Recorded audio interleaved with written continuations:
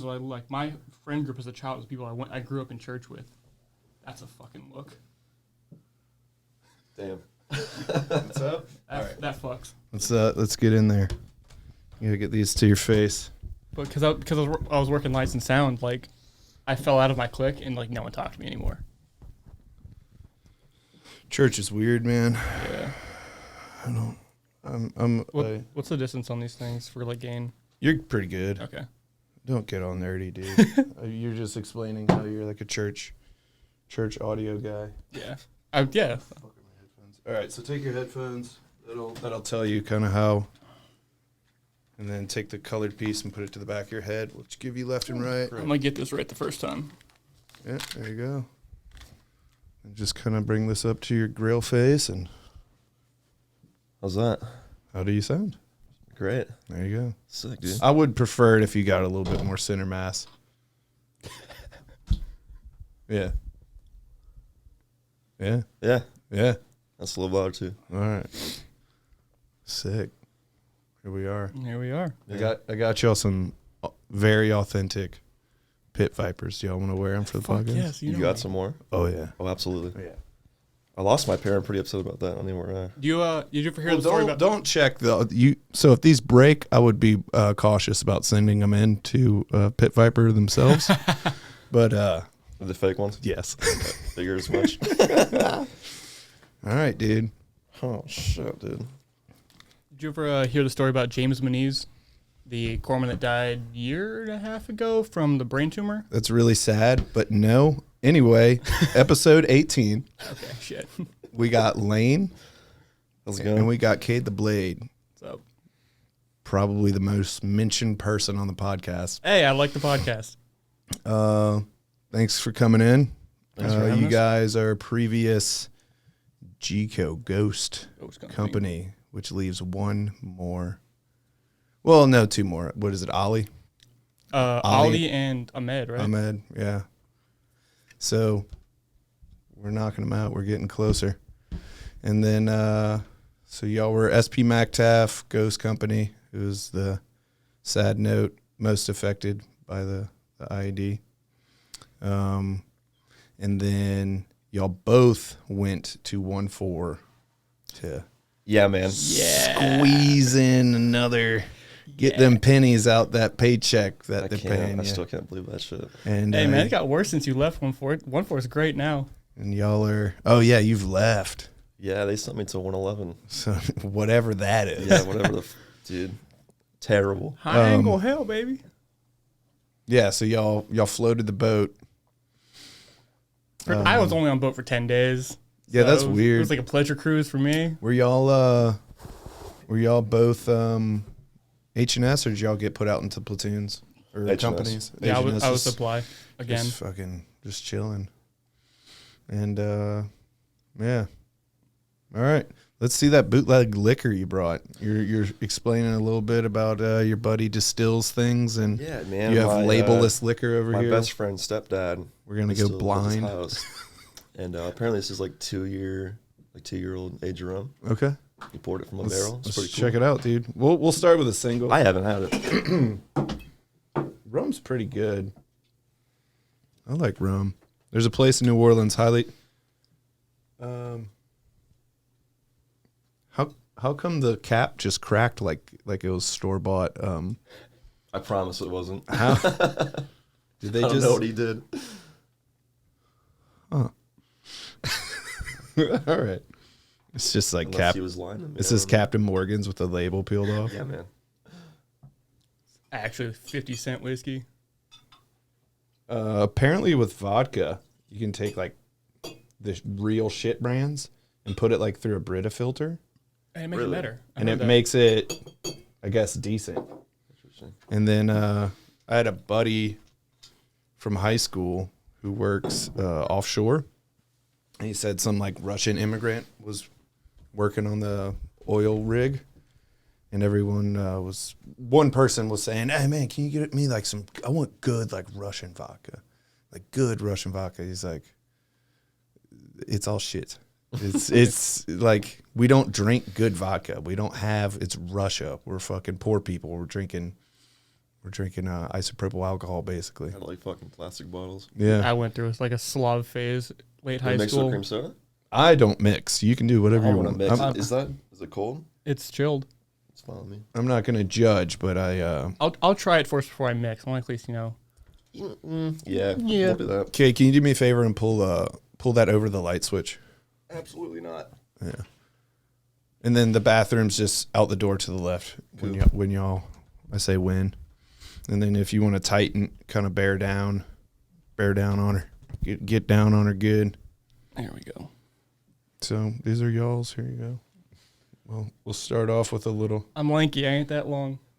You're good. Oh, these are fancy. Thanks, man. Very nice. Yeah. Cheers. All right. God, I hate To liquor. Ghost Company. Ghost. Damn. I like that. No? How old are you? 24. Yeah. That burns. Damn. Yeah, not really. I'm just not a big shot guy anymore. So I'll say this. I try. This is some whiskey Gunny Tate brought over. We actually killed the bottle, but he hand selected. And I get the same brand and refill it. So it's not the original like hand selected stuff. This is very good whiskey. I'm going to be drinking this called Eagle Rare by Buffalo Trace. And then my brother-in-law, my sister's husband, is in a bourbon club, which is very kind of a little like hoity-toity in my opinion. Like, oh, we're in a bourbon club. I've done that with coffee, so I understand. That's even worse, I think. I don't know why. Little coffee club boy over here. It was when I was in the ER. We went through a lot of coffee. My department head bought like an espresso machine. So like, and he had a subscription where they sent us different grounds from all over the world That's every pretty month. cool. That's pretty And cool. yeah, no, I put that thing through its paces. So my dad passed away, and I bought him like a single barrel hand selected for my local grocery store, and I bought him that for like his birthday. And when he passed away, my mother, who hates liquor, gave it away. She gave it to my brother-in-law. My brother-in-law gave it back to me. I was like, oh, thank you. I appreciate that. I was like, is this actually good? He's like, yeah, it's actually very good. And then we're having like Thanksgiving or something, and we go to the local grocery store 5 minutes away, which is huge liquor selection. And him and my sister, I was like, I have a house in Texas, and we're driving there after this. I want to take good whiskey over there.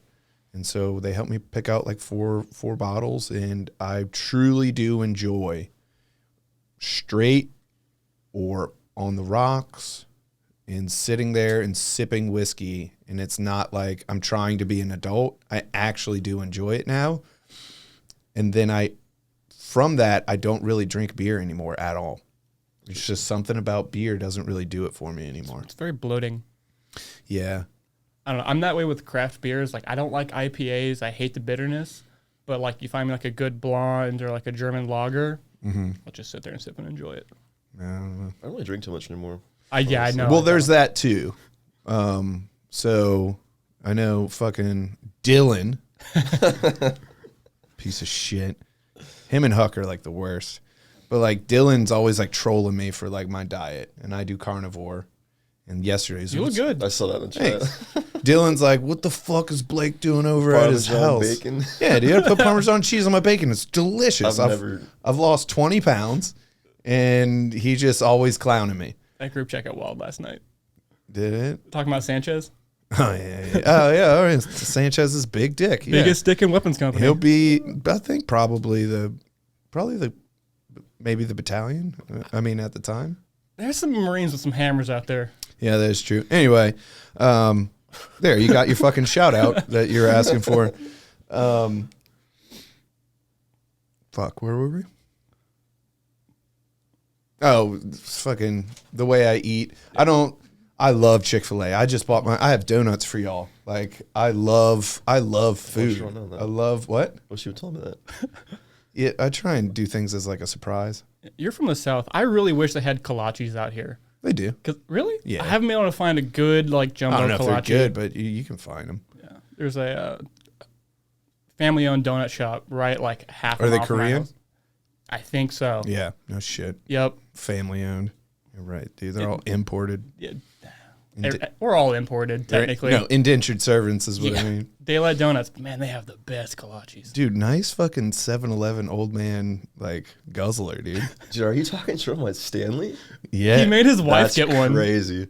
I mean, that's rad, It's just like, but that goes there with, like, grass-stained New Balances. bro, this is like the white chick fucking special. He got Yeah. rid of his 1 gallon Yeti. Dude, holding that thing around, Yeah. it's a fucking pain in the ass. My brother so does good for the that. field though. Oh, yeah. So good. For Yeah, the because field. you didn't have to carry it anywhere. You drove everywhere. Yeah. Motherfucker can't hike to save his life. Hey, 2 hikes my whole career. Nice, dude. I didn't know that. Yeah. You and me were in Cat Purple together. Yeah. And Cat I guess one of those hikes was one of those hikes. And Did we hike? yeah, don't remember. we went like down the street. Oh, I Like didn't literally, I think still you could like on the PT trail out past the Oak It's Horse. like past the. we could walk out and like we woke up and we had frost on us. Yeah. Do you remember that? Yeah. Oh, God. You hiked out a mile, maybe less, and then I hiked back, but I used your med bag, and that's when I decided to buy the Mystery Ranch. Rats pack, Mystery Ranch Rats pack. Oh, you ended up buying it? Oh yeah, I didn't even know I that. got a gray one. Not gray, coyote. Nice. Yeah, I love it, man. It's fucking awesome. It's dope. It's I actually figured out how to attach it to your main pack, and it hikes very well. yeah. You can do that. Oh, yeah.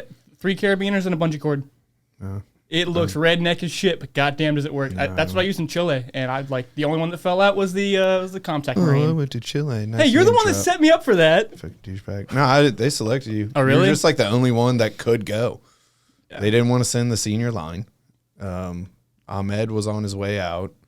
Well, in their eyes, I was the only one making deployment. Yeah, that was pretty much it too. I actually had First Sergeant like kicking in Senior Chief's door every day. I told him one time, and he never left Senior Chief alone trying to keep me. Yeah, dude, I like Senior Chief. I mean, I like Senior Chief. I liked First Sergeant. First Sergeant Freeman, the Marines hated him because he was a First Sergeant, but like he was so good to us. He was very, and this is for me, was fine. He was very old school First Sergeant. Fucking clean your goddamn sleeves up. Why does your hair look like that? Your camis look like shit. You and take care of yourself, and he leaves you alone. Yeah, and for me, he also left me alone completely. And we're also probably around the same age. For me, I was just like, that's just a First Sergeant.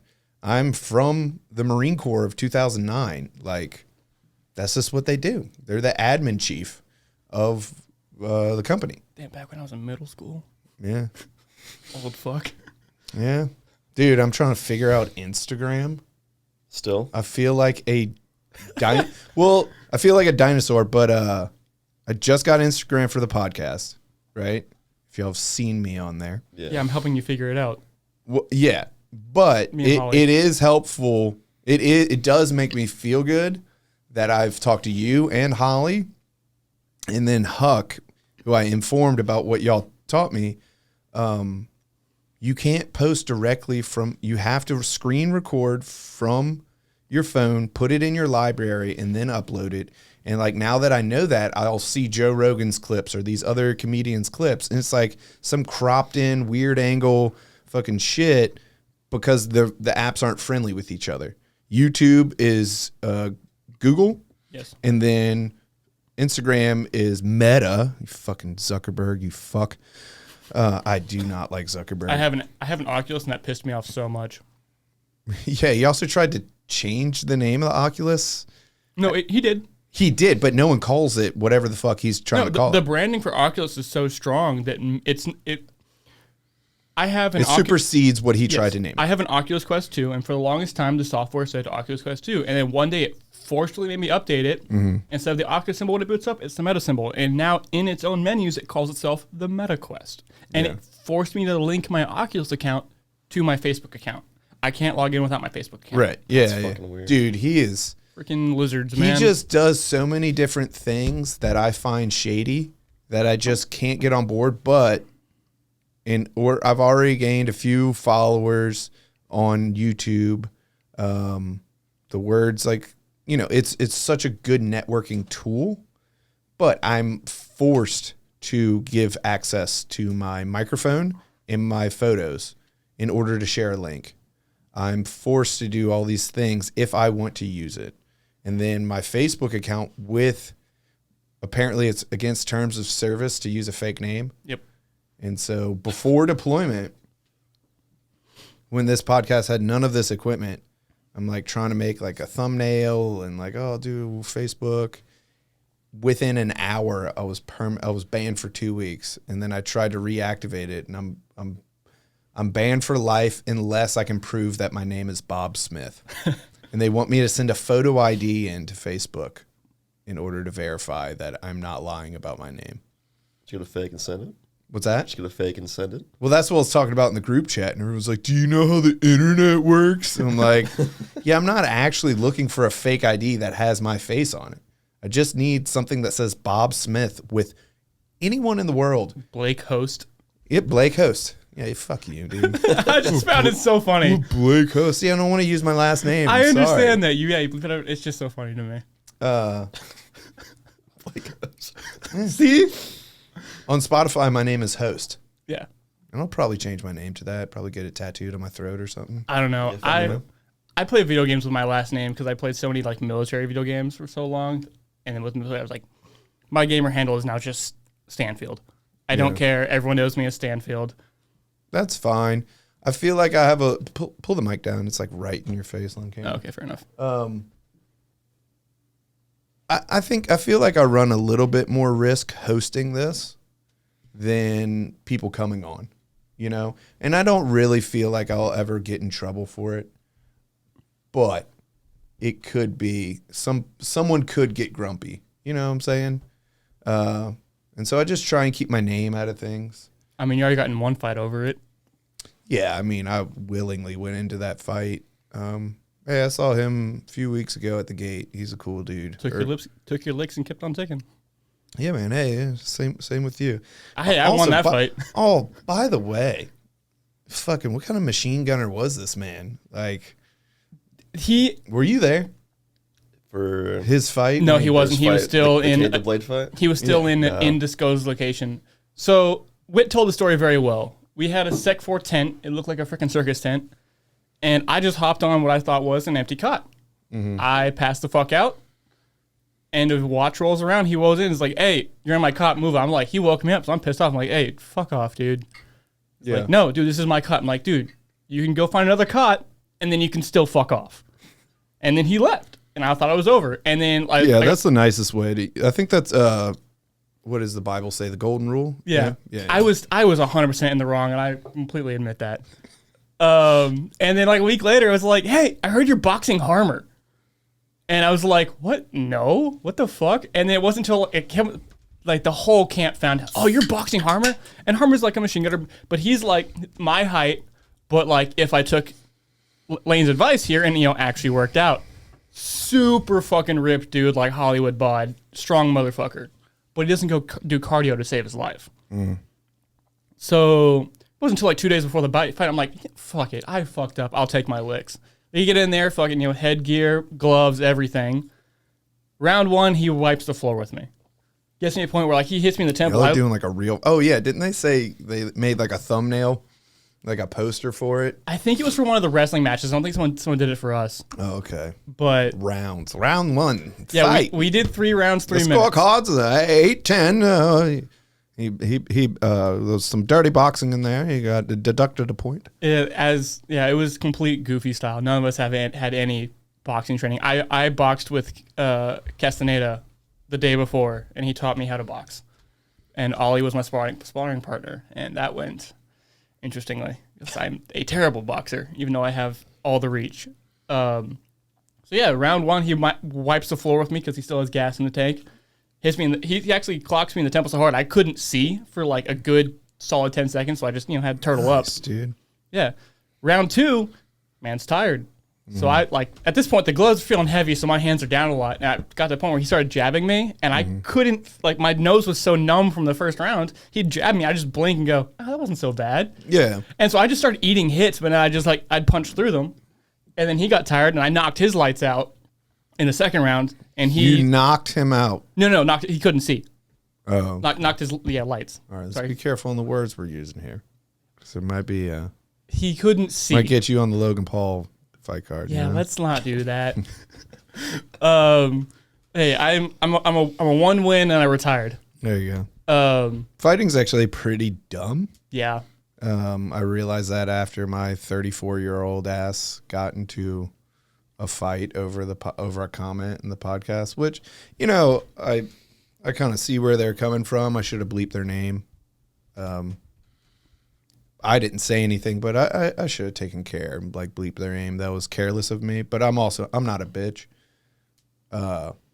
But after, I was like, that was dumb. Dude, I'm 34 years old and I'm taking brain damage with knuckles to my head. Like, this is the dumbest fucking thing. Yeah, you fucking live, you learn. I can crack my, obviously not. Hey, Layne, pull it in a little closer. Shut the fuck up, Cade. I'm sorry. I used to do this. Damn it, dude. I knew this would happen. This nerd, awkward ass motherfucker, dude. I used to do lights and sound. Dude, why didn't you wear a turquoise shirt, bro? Didn't get the fucking. I wore message your on. shirt, motherfucker. No. I was going to, You're gonna and I was wear like, you're gonna wear a shirt to the kinda concert. cringe. Yeah, like you're gonna wear the band's shirt to the concert. Fuck yeah. Yeah, you fucking nerd. You don't know what you're doing. That's why you lost that fight. Speaking of concerts, I didn't lose the fight. I won by decision. Nah, I'm just fucking with you. What's up? Saw Hardy and Wallen last Blink night. 182. Well, what? Yeah, Who? Hardy and Morgan Wallen. I don't know. Their country. Country. Is that the dude that was in the Navy? Which one? Morgan Wallen or whatever? No fucking idea. There was one dude, the bro Jogans was talking about him. He was like a bosun mate or like a mechanic or something in the Navy. And Country singer? Yeah. And he so famous, so quick that they pulled him in. And I think he got a contractual release from the Navy because he's just a millionaire and ultra famous. And Damn. it just means, you know, a dishonorable discharge isn't going to do anything to a multimillionaire. And they're like, hey, we'll let you go.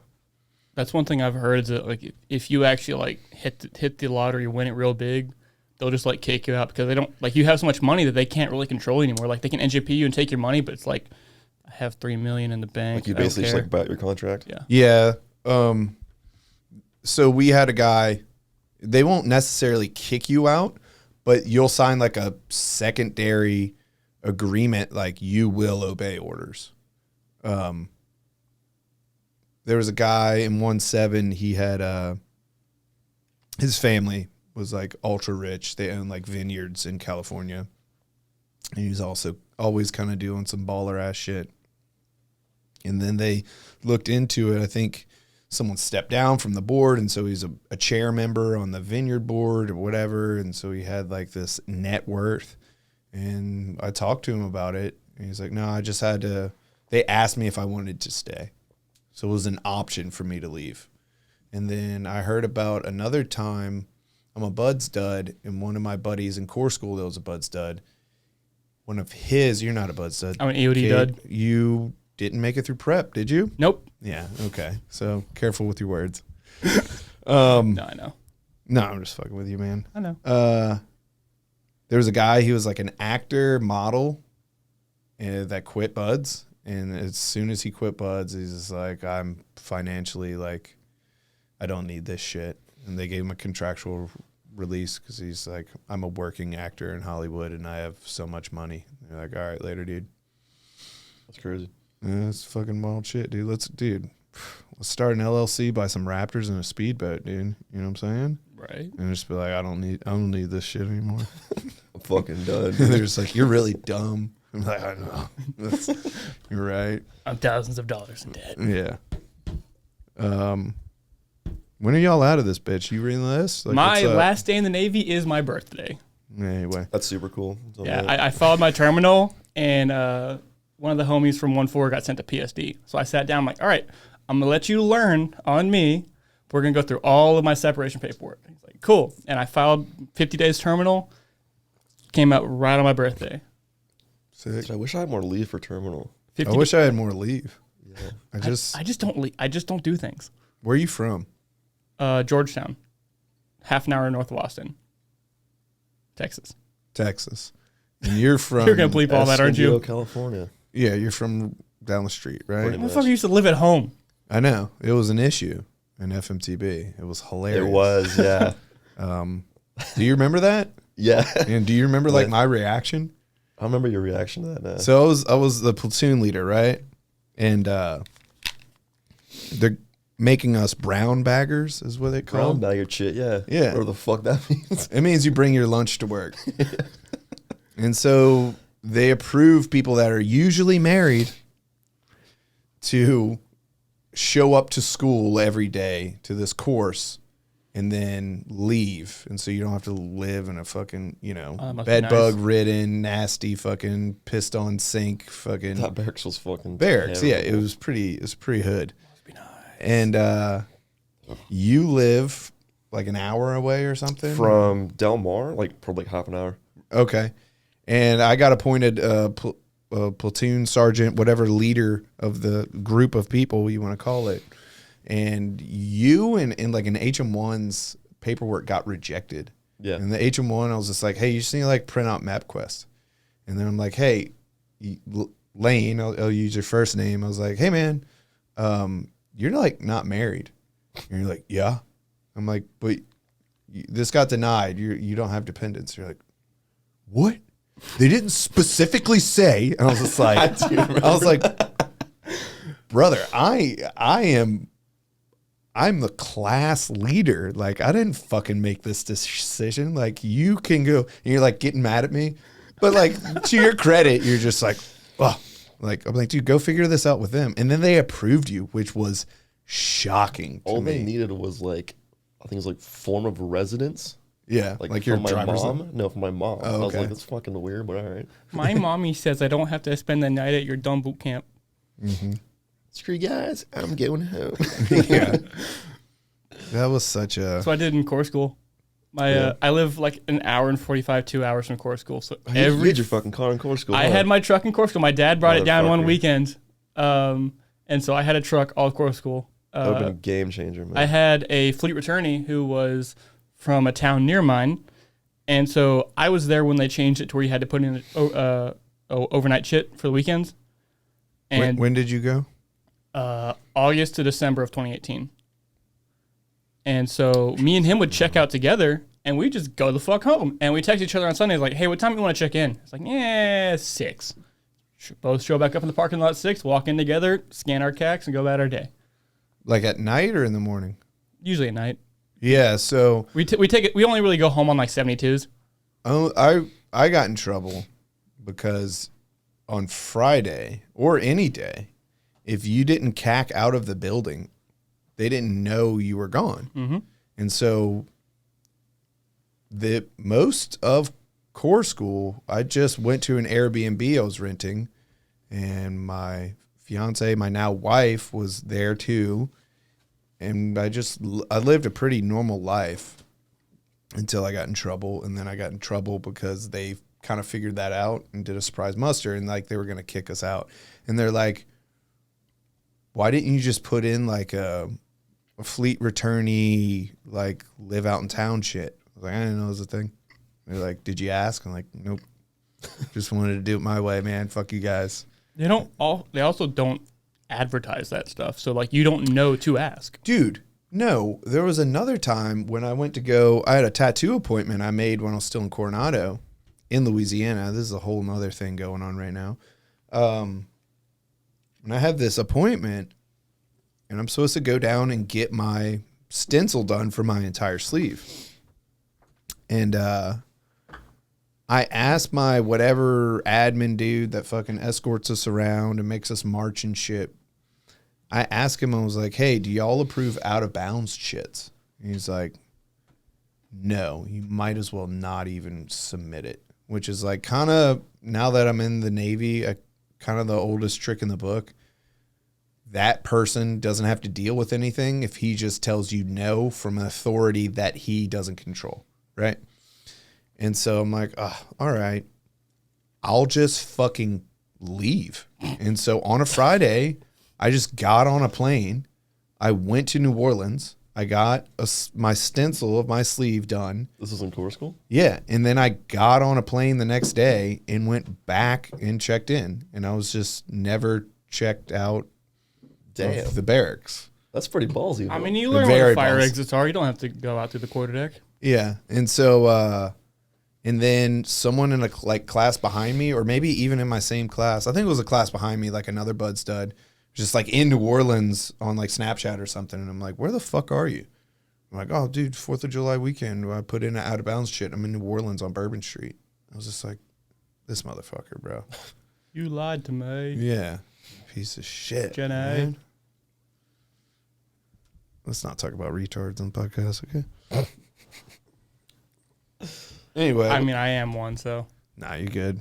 You think you're on the spectrum? I have to be on some sort of spectrum. I mean, you're homeschooled, right? No. Is that what it is? No. You weren't? No. I'm an only child, so I grew up with like no social cues Yeah. because I didn't have a lot of friends growing up. You can learn them. Shut up. People told me you were homeschooled. I was not homeschooled. I was just an extreme only child. And I know you're a gear queer. Yes. And we're out. I used to be your senior line, right? Dude, you made my life so easy. Good. I'm glad. But we're out at some field op, and like I have a cheap $60 Amazon field chair, right? And you bust out like the carbon fiber REI, whatever the one that you fuck. brought. Yours is more comfortable. Yes, I agree. But I'm like, you had a mystery ranch, it got stolen. You got another mystery ranch. And I was like, dude, what is this gear about? And I think you said, I could be misquoting you, but I think you said, my daddy loves me very much. Something like that. Daddy's money. So my dad got divorced, and he's an engineer. But would you say the word daddy? I would never say that. It's like, Okay. no, my dad. Maybe I misheard you, but I was that's just funnier like, though. all right, dude. No, I was just like bitching my dad, like, yeah, I was down in San Diego seeing my then girlfriend, and some motherfucker stole down the back of my truck, and he's like, how much was it? 600, and he just fucking out of nowhere just Venmos me. It's crazy, man. That's so irresponsible and enabling of your father. Yeah, And of you. It's You're it's extremely rare, but it was like, fucking buy another backpack. I was 100% ready to eat the cost, and he just Venmos me out of nowhere. I'm just like, fuck, why do you keep doing this to me? I mean, that's a nice thing, but it's Yeah, enabling for it is. you to do bad things with your, expensive Oh equipment. boy, I hope nobody steals my whatever the fuck. Yeah. Yeah, my dad's divorced. Engineer, gets paid really well, and I'm his only son, or only child. So he just like, you don't get paid shit in the Navy. Go to take your girlfriend out somewhere nice. That's cool, man. Yeah, I get it. I think that's an interesting thing. Like, I came from somewhat of means. My dad grew up poor, very poor, was struggling with his first kids, and I'm the sixth kid. And by the time, I'm 5, they moved into a nice house. By the time I'm in high school, my dad was set, right? And there's always like, I have one of my friends from high school back home who's just like, man, you should do this, but you should do that. And I was like, dude, I think you think I have like different money. I don't. He's like, oh, your last name's blah, blah, blah. We know you in this town. I'm like, no, I was definitely raised differently, but there's definitely what I'm trying to say is there's a stigma for people that grow up with means. But as someone that is raising 2 children downstairs, I want to make as much money as possible to make their lives as easy as possible. But they will probably, if I am successful in that, they will have this stigma where my family provided for me and I feel weird. Does that make sense? I know exactly what you mean. My dad grew up northern Louisiana, extremely redneck, parents owned land, raised cattle. Stepdad worked in the oil industry, and then he used the National Guard to go to college, got his engineering degree. Mm-hmm. So I grew up HOA, white picket fence neighborhood, Boy Scouts, all that.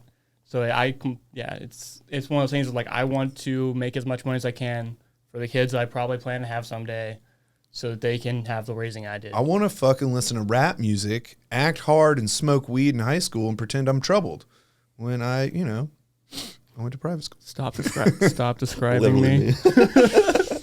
No, I went to private school. I didn't. I went to ultra Christian private school, which was weird, dude. That's why I have a stigma towards that. You're talking about, you had a falling out because you left the audio and video engineering club of your church. It was also during my parents' divorce, which really... Yeah, let's ostracize the kid from a broken family. Yeah. Yeah, that's real good of the church to do. Thank you, Southern Baptism. And then a kid in my high school wind up having a kid out of wedlock. high schooler, horny, fucking. As you do. And they expelled him. Yeah. Damn. He wound it. Now, it's a little twofold. It's a little twofold in that he went to a public school that had daycare, which kind of tells you about the area. I'm from the same place Theo Vaughn's from, Covington, Louisiana. Explains a lot. And they had one, maybe two, maybe Fontainebleau had it too, but Covington High had daycare for students, children. That's right? crazy. It's a different type of school I'm used to when I was going up. We had one of those in my hometown. Ultra private school where, I don't know, it was just so, kids were getting, in trouble for having red Solo cups on Facebook and shit. And, kids getting suspended for a rumor that they were drinking at a party, but unconfirmed. But yeah, it just felt like that was very against the Christian morals of, hey, you had a Jesus forgives all, right? But you're expelled from our high school because we don't have those same principles as that guy Jesus that we teach this book about. It's one thing that very angered me about the church is they're all the old people are high and mighty. It's like, you went through the same stuff I did. And the whole point of Christianity is that you're trying to guide somebody to be better, not you have to be better to be here. Right. Yeah. It's about like being bigger than oneself and like using yourself for, the tool and the tools that God gives you to bless people. That's why it's like, oh, you're worried about money? Give some of your money away. I bet you'll be less worried and you'll bless someone. Not in this economy. What's that? Not in this economy. Yeah, I know, right? Well, our former babysitter, who we don't have anymore, had like trouble with her bills, but she donates like $130 to her church back home. I think I found the problem with her bills. Oh, it's like, hey, you got to take care of your family first, and then you can give things away. I never had to have that conversation. We found her like cursing at her kids, so we fired her. Fucking bitch. You said something about like the old people at church. What trips me out is I like to eat organic, so I'll go to like Sprouts and Whole Foods and shit. And there's a bunch of old people, right? You know what's trippy about old people? They used to be horny young fucks too, dude. Mm-hmm. They used to be out there fucking drinking and getting it and finger banging and blow jobbing and all that shit. But they're just some old lady with fucking what are those patches of veins? Granules? No. What are they called? They're varicose. Varicose veins, Varicose. And they got the blue legs, and it's just like, damn, dude, you used to probably ride around in like a muscle car, dude, with your fucking boyfriend smoking joints. You used to get railed out. Yeah. What did you do for fun when you were a kid? And why do I have 7 aunts and uncles? Yeah. I fucking hate geriatrics. Yeah. Geriatrics? Yeah. I hate bad drivers. Yeah. I just hate people. I don't hate people. So that's where it goes into like a thing where I would say I dislike most people. That's fair. But hate is a strong word. Yeah, no. I say I hate people, but I always find myself like going out of my way to like help other people. I'm just like, Oh, yeah, no. I talk to everybody everywhere. yeah. So people, my wife and others, I'm like, dude, why are you so upset right now? I'm like, I'm not. I'm in a good mood. But like your face doesn't express it. I guess I have like resting bitch I get face. told that Yeah. all the fucking I time. have that too. And I'm like, dude, like literally the other day, my wife's driving, and I'm like, I'm in a like cheery mood. She's like, but you don't express it at all. I don't know. My dad did the same thing. Sorry, I have good bearing. Shut up. Wow. I can't believe you said that fucking word. Cade the Blade, everybody. Dude, do I have titties? I think I have titties right now. Hold on. Let me fix my. You see, I was fat before I put on the shirt.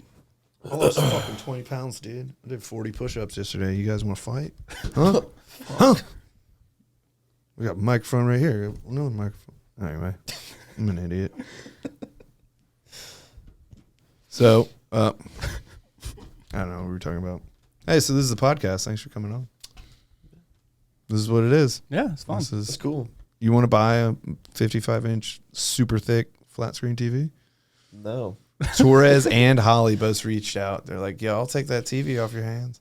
It's like, I'm actually asking $100. You said it was free. I was about to hit you up. And as soon as I was like, a week ago, I paid $100 for this. I actually am asking money. I'm sorry.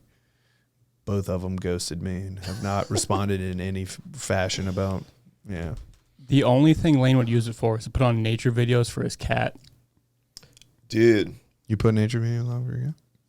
Yeah, so. Shout out Freedom. Yeah, shout out Freedom. Is that your cat's name, Freedom? Yes. That's a pretty sick name, dude. Born on the 4th of July. It's a cool fucking cat, dude. Anyways. You were there for your cat's birth? No. Oh. What? You said he was born on the 4th of July.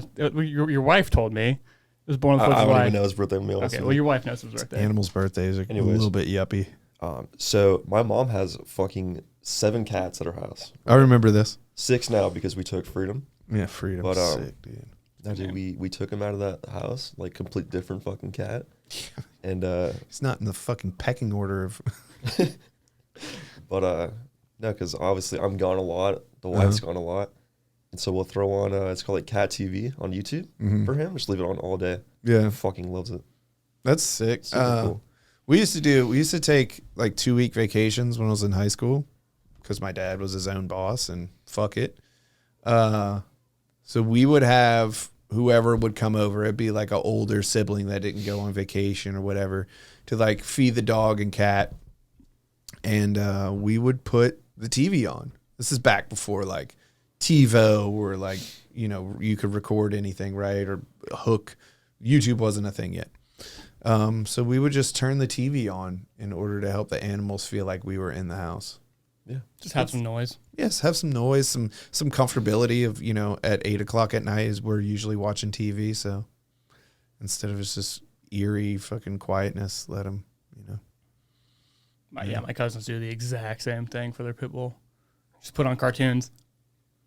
That's what we call it for Freedom. Just turn on cartoons. You don't call it stories? Stories? Put on their stories? I got to watch my stories. No, you never heard I of was it. born after 1960. All right. Fuck. All right, I got y'all something, but y'all have to eat it all. All right, cool. But if you pull out that massive box of donuts, it is what is this? What's that? There you go, dude. I hate you. Just Brother. Yeah, dude. Yeah, I ain't eating all that. We'll take a bite at least. Holy shit. Yeah, man. It's called Texas-sized donut. You got like a fork or something? Oh, you just raw dogging it. All right. He seems to be figuring it out. Yeah. I'm a real boy. I gotta blur that, figure out how blurring works. Oh, fuck.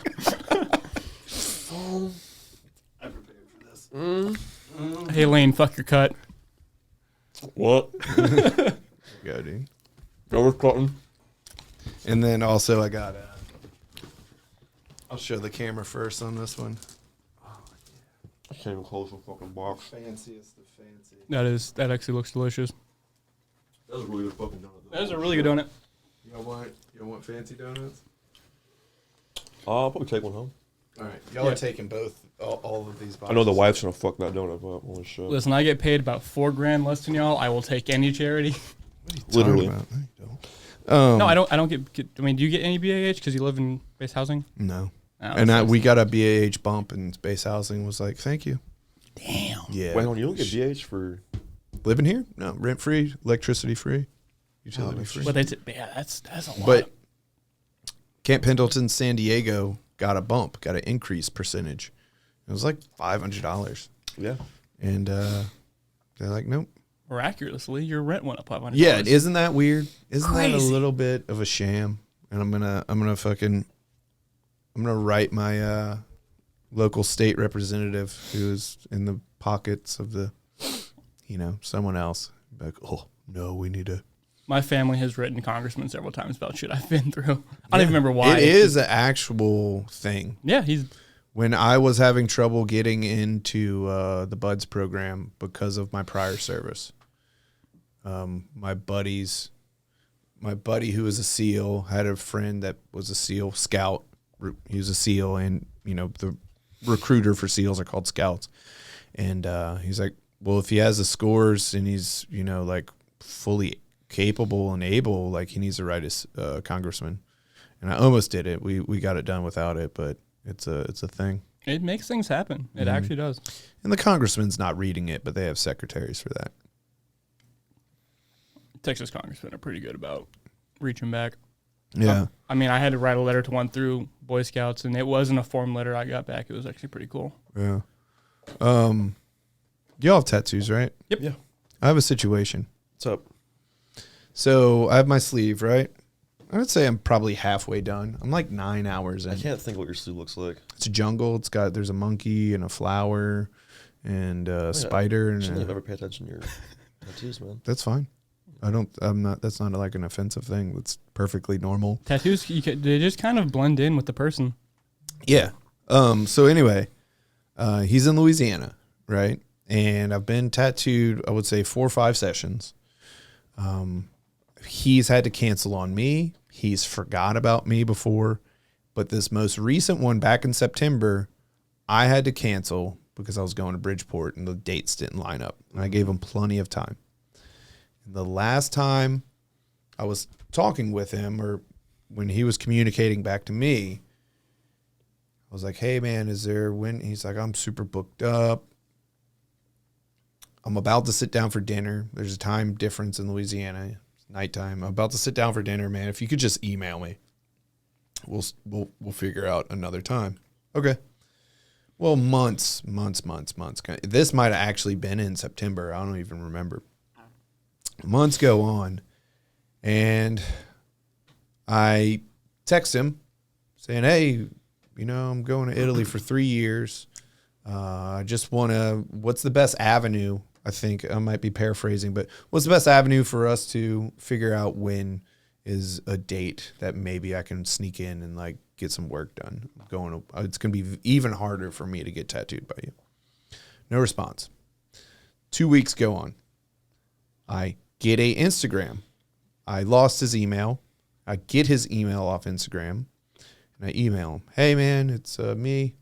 You've worked on my jungle sleeve, going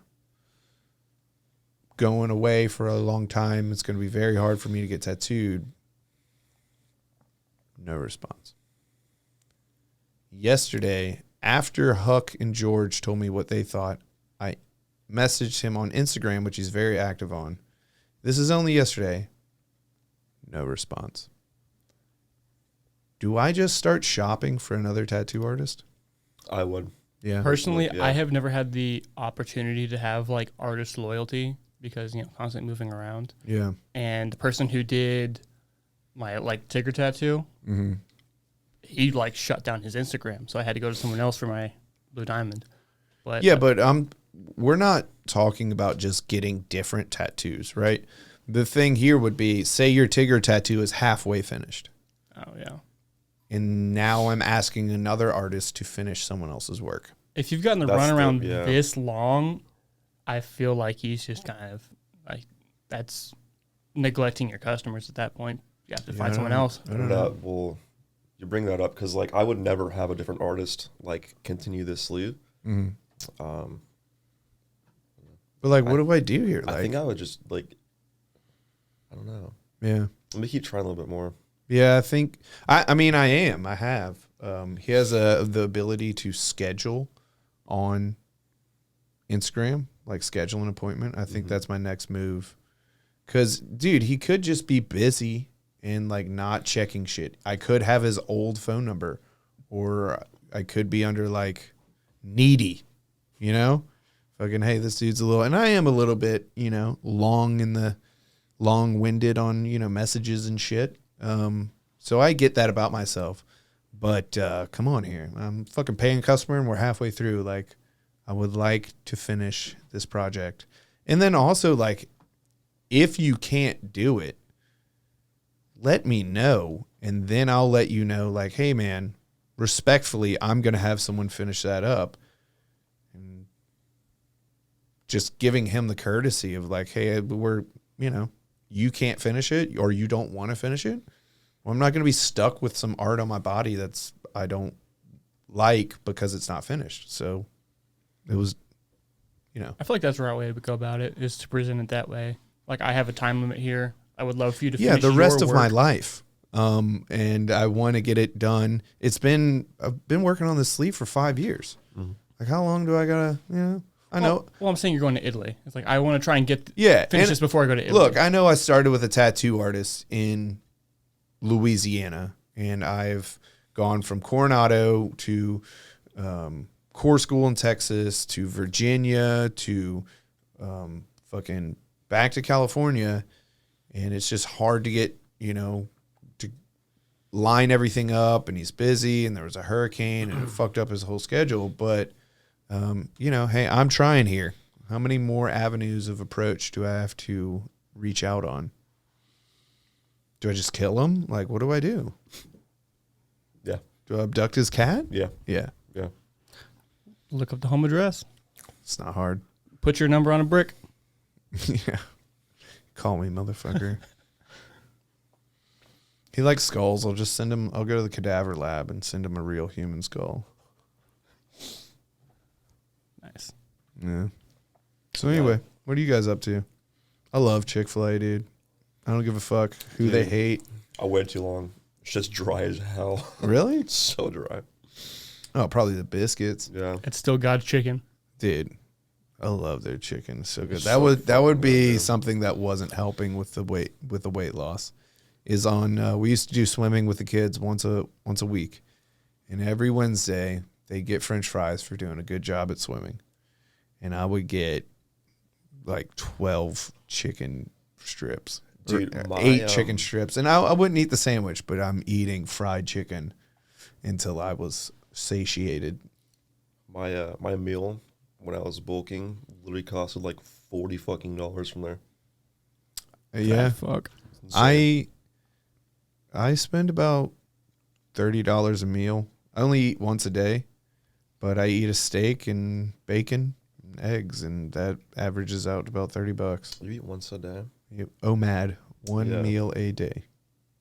I just eat at the chow hall. I can't do that. Yeah, It's free. I was gaining weight because it doesn't matter what you're eating. You can eat fucking salad, but if you're eating 4,000 calories of salad, you're going to gain weight.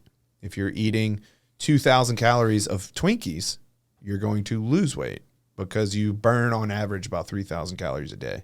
So that's why the American diet meal is based on a $3,000 diet, and the you'll see the fucking thing at the bottom. Is it 2? What? It was 2,000. Is it 2? Yeah. Oh, really? Oh. Which is fucking low. It's pretty low. That's I mean, very we low live calories. very active lifestyles. It's also true. Yeah, I have a Whoop strap. You know what that is? Like a Fitbit sort of thing? Yeah, but it doesn't. Fitbit sucks. I had a Fitbit. It broke Dude. within weeks. Garmin's where it's at. Garmin, yeah, it's the same concept. But this isn't interactive. Only thing this does is send information to an app. I don't get text messages or vibrations, or you can set up an alarm. I take that back, and it'll buzz on your arm. But it doesn't. It's pretty simple though. Yeah, it's simple. It's That's like what I connected want. to your phone for like apps and shit. Yeah. So it measures your heart rate, temperature, Fitbit shit. How long you've slept. What are your stress? Something about how your heart rate spikes. It can measure stress. Like HRV sort of thing. Yeah, HRV. Yes, Yeah. exactly. What is that? Heart rate variability. I think that's exactly what it is. And so I'm always underslept. Sounds about right. Alcohol fucks me up, on it. I'll be in like the red if I drink too Yeah. much, or if I fucking, my favorite thing would be like house of fucking pizza and then cookies and milk and just I'm just snoring. My wife's like, "Wake up, god damn it, you're snoring." And I wake up with like a 25% recovery because my body's just like fighting off of just trying to digest and sleep at the same time. Yeah, so what was I saying about this? A Whoop strap? Garmin? Yeah. One meal a day? Yeah. Oh, yes. My average caloric burning it upness. I burn on average 3,000.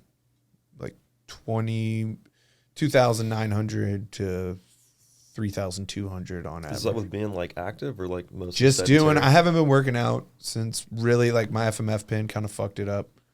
I hate that pen so much. Yeah, it's really fucking pissed me off. Hey, Layne, when you get your pen? I've had to tell, dude. Did you sign your thing? Like, I'm not doing this shit. Well, no, because I went dink in Japan. Mm-hmm. It was a whole thing on deployment. Yeah, and then they made me re-sign for some fucking date. I don't know the fucking date. I don't fucking care. But yeah, having to tell 3 separate commands I'm not getting it, it's just such a pain in the ass. Like they don't understand. No, yeah. I had like an hour-long conversation with my H1-in-Chief at 111. I was like, I'm not getting it. Like, and here's why. Yeah. And they were still like, what the fuck? Yeah. I got mine, and my feelings on it did not change at all. Mine did, because of how hard I had to work for it, and how hard other people had to work for me to vouch for me and put their reputation on the line. Like y'all's old HM1, who's now my chief, did that. He fucking went to bat for me. And so when it came to me getting it, I didn't want to fuck him over with like failing my second final board. So I do have pride in that. I do have pride in how much I worked for it. Yeah. But then you have other people, my juniors, I guess you could say. I'm like, so are you getting this thing or not? I'm the FMF coordinator now, though I'm not the right rank, but like I am. That's my collateral. And they're like, well, I'm like, I don't care. I'm not going to talk to you about trying to convince you. I'll tell you the pros.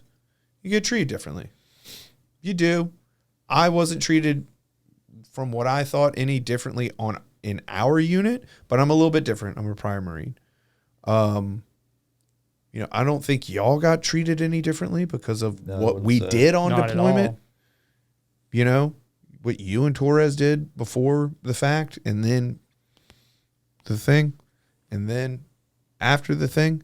Like, I don't really feel like there was any sort of hazing, but at these Pogue units, it is, if you don't have a pen, grab a fucking broom and a mop, y'all are field daying, and then everybody else is, it's not so like stark clearing day, because I don't like people to like work around me and sweep around my feet. I feel like a piece of shit. So I will, dude, I'm a fucking very senior fucking HM3, but I'll grab trash bags. I'll fucking sweep. I'll whatever. Just being a good dude. Yeah, trying to be a good dude. Yeah. And the HM2s will as well, some of them, because we're also trying to get the fuck out of the building. Yeah.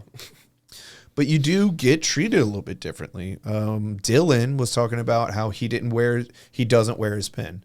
And he got sent somewhere to pick up something, and they looked right at his fucking chest and go, what do you want? Yeah, that's a huge problem in Japan. Yeah. And he's like, I was sent here from 2-1 to pick up this. And they're like, we're at lunch right now. Come back. And he's like, okay, fuck me. What the ironic thing is that he does have his pin, but they're judging him for thinking he doesn't because he doesn't like to wear it. And then on deployment, he got a lesser eval because they said he's being belligerent by not wearing his pin. It was a big deal for them. Huge deal. So dumb. I don't understand it. There was a lot of drama in our deployment. Yeah. Because we had a very... I blame it on your chief. Yeah, I'm about to say, we had a very, very petty chief, among other things. Oh, God, I want to slur so bad. Chief Petty. If you say whatever you want, I'll just bleep it.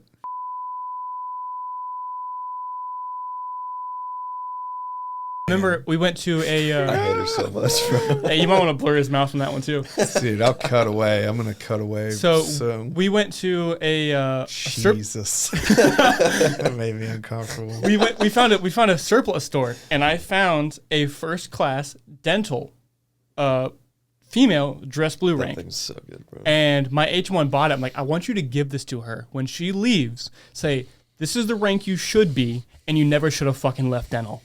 She was a dental tech? She was a dental Yes. tech. I don't know. I'm still confused how she even got that billet. We were her first green side unit ever. Well, do you remember FMTB, that senior chief that was going to dental? You talking about There was a senior. The one that was like in charge of us, like us. Yeah, for a until he while, got right? fired. Yeah, But he like that- failed the test. Yeah. They think on And purpose. that one bitch ass HM1 took over the female. Remember She that? was. Is that her name? Yeah, she was actually on deployment with She us. was. I saw Yeah. her. She was like, "Fuck, this isn't going to be bad because last podcast I had to bleep so many people's fucking name. Yeah. So many people's name. But anyway, she's like, the fuck is calling? I'm on Advon. We were on Advon. Yeah. I'm just like, who the fuck knows? Why is there a female saying my name right now? I like turn around and it's HM1. I'm like, what are you doing here? She's like, I don't know. And I just showed up to my unit. I'm on like the 15th MEU or whatever the fuck they were on, or attachment to the attachment of the SP. And she had like a coffee bean, and they lived in those like bougie ass. We were in those tents at first, right? Talking about in Love those tents. Arif John or Al talking about Jabber. in Kuwait. Yeah. Yeah, We're at those tents with our AC was ice cold. Dude, that shit Like, got freezing. I was uncomfortably cold because it like blew down on me. Yeah. And I'm just like, all my warming layers, my feet are still cold with Dude, say what you want. Those tents, fuck. well, I dude, love so those then I went to a place and then I was told to come back from that place. And I lived in those composite buildings, those like fucking stacked up Connex boxes in the distance. You can kind of see them. Terrible. Really? Really, really bad because they're just fucking metal shells, and there's a metal grate, and when someone walks up and down the metal grate, the whole building shakes. Oh, fuck that, And dude. so I got back from the place I was at, and it's like night 1 or 2, and I was on Advon, and people are still showing up. 25 days into the deployment for me, people are still showing up. I thought they were doing PT. And it was like 4 o'clock in the morning because they're showing up from America and they're wide awake and they're moving into their rooms. And it sounds like they are PTing up and down the stairs over and over again. I put earbuds in. I tried like covering my head with a pillow. It was the most it was like torture, dude. I'm like, I'm not jet lagged, but like I'm just not in a good like headspace and I just want to fucking like depressingly sleep. And they're just keeping me up for hours and hours. Every time I'm about to fall asleep, it's just like, that's why I fucking, like I got an apartment in Santee with the wife, right? Mm-hmm. Pretty cool. Yeah. Dude, when we first moved in, our upstairs neighbors were like very overweight fucking people, right? Yeah. And so, dude, like, and they had a dog too, and like I think like the porch. Like the entry exit for the porch is like right above our bedroom. And so all fucking night it would just be them stepping around, this dog's fucking paws. Dude, they moved out. Yeah. Amazing. Emily Dude. told me about what you did when they were viewing the apartment above you again. Oh, dude. The worker that works at the apartment complex, she was showing this family our upstairs apartment. And the wife and I had a great idea to like, quote unquote, sabotage their viewing. Yeah, absolutely. So we were about to go to the gym. And so I literally sprint back. And as I passed, I'm like, oh shit, I forgot my fucking schizo meds. I said it loud as fuck, right? So I went inside and I threw on like YouTube video at like 50 fucking volume so they could definitely hear it. It was Trend Twins. You know who they are? No. These like crazy fucking dudes. These like I think they're brothers. Oh, like Trembolene, like the hard steroid. Yeah. So okay. Yeah, these two like lifter dudes that fucking just take a bunch of trying to lift and like scream. Just played that while they were there. It's pretty funny. Yeah, that's good. Dude. Apparently, it's a violation of lease to sabotage someone's viewing too. Did they approach you? No, not at all. Oh. Because I just came back in to take my meds and fucking play some YouTube videos, man. Yeah. Fucking. Well, yeah. So I bought a house when I was single, and it was like family friends who are realtors, and I was just like, "Is this like a good area?" And she's like, she had to answer very differently than like what would be our family friends' answer. But she can't say her opinion of if the area is nice or not. Interesting. I legally have to tell you somebody died in this house. You know, that's the thing too. Yeah, it is. I don't think in Louisiana though. My brother died in his house, and we didn't have to say it.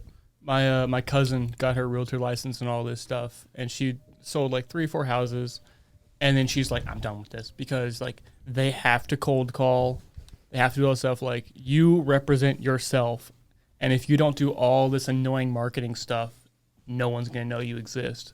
Yeah, She's like, I can't be that person. Okay. Because yeah, like, so then being a salesman means being basically a whore. yeah, You have to morph and change your personality. You're having a shit day, doesn't matter. You have to turn it on in order to make these people feel comfortable about their egregious purchase. 'Tis what it is, you know. You trying to make that nut, dude. Trying to get that dollar. I have a homie.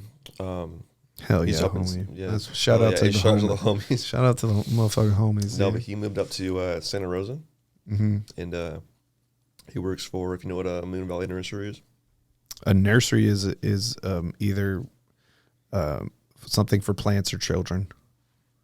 You say Yeah. nursery? So Yeah, plants? plants, trees. Yeah, nursery, yeah. So, yeah, he sells trees. Super fucking good. Yeah. No, I could probably do that. I like landscaping. I fully sodded my backyard of my Lincoln military fucking house.